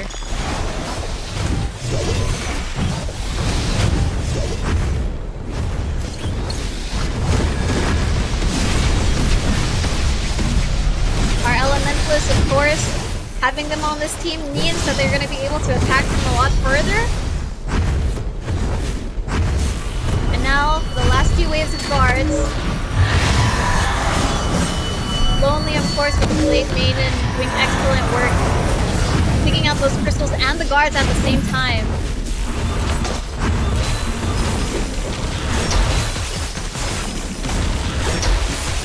Now, any second now, that shield is gonna go down. Team Indonesia is gonna unleash havoc here on Claudius. Instantly, the AoE abilities come down, comets raining from above. Claudius now down to 100 HP. Very, very quick clear here for Team Indonesia. They move on to Maradia. Not wasting any time. 100 HP bars left. There's a flurry of skill shots coming in. Maradia's down. Claudius is all that's left. And now, for a final time, Team Indonesia completes this part of the dungeon with a time of 9 minutes and 0 seconds. 9 minutes clean off the clock.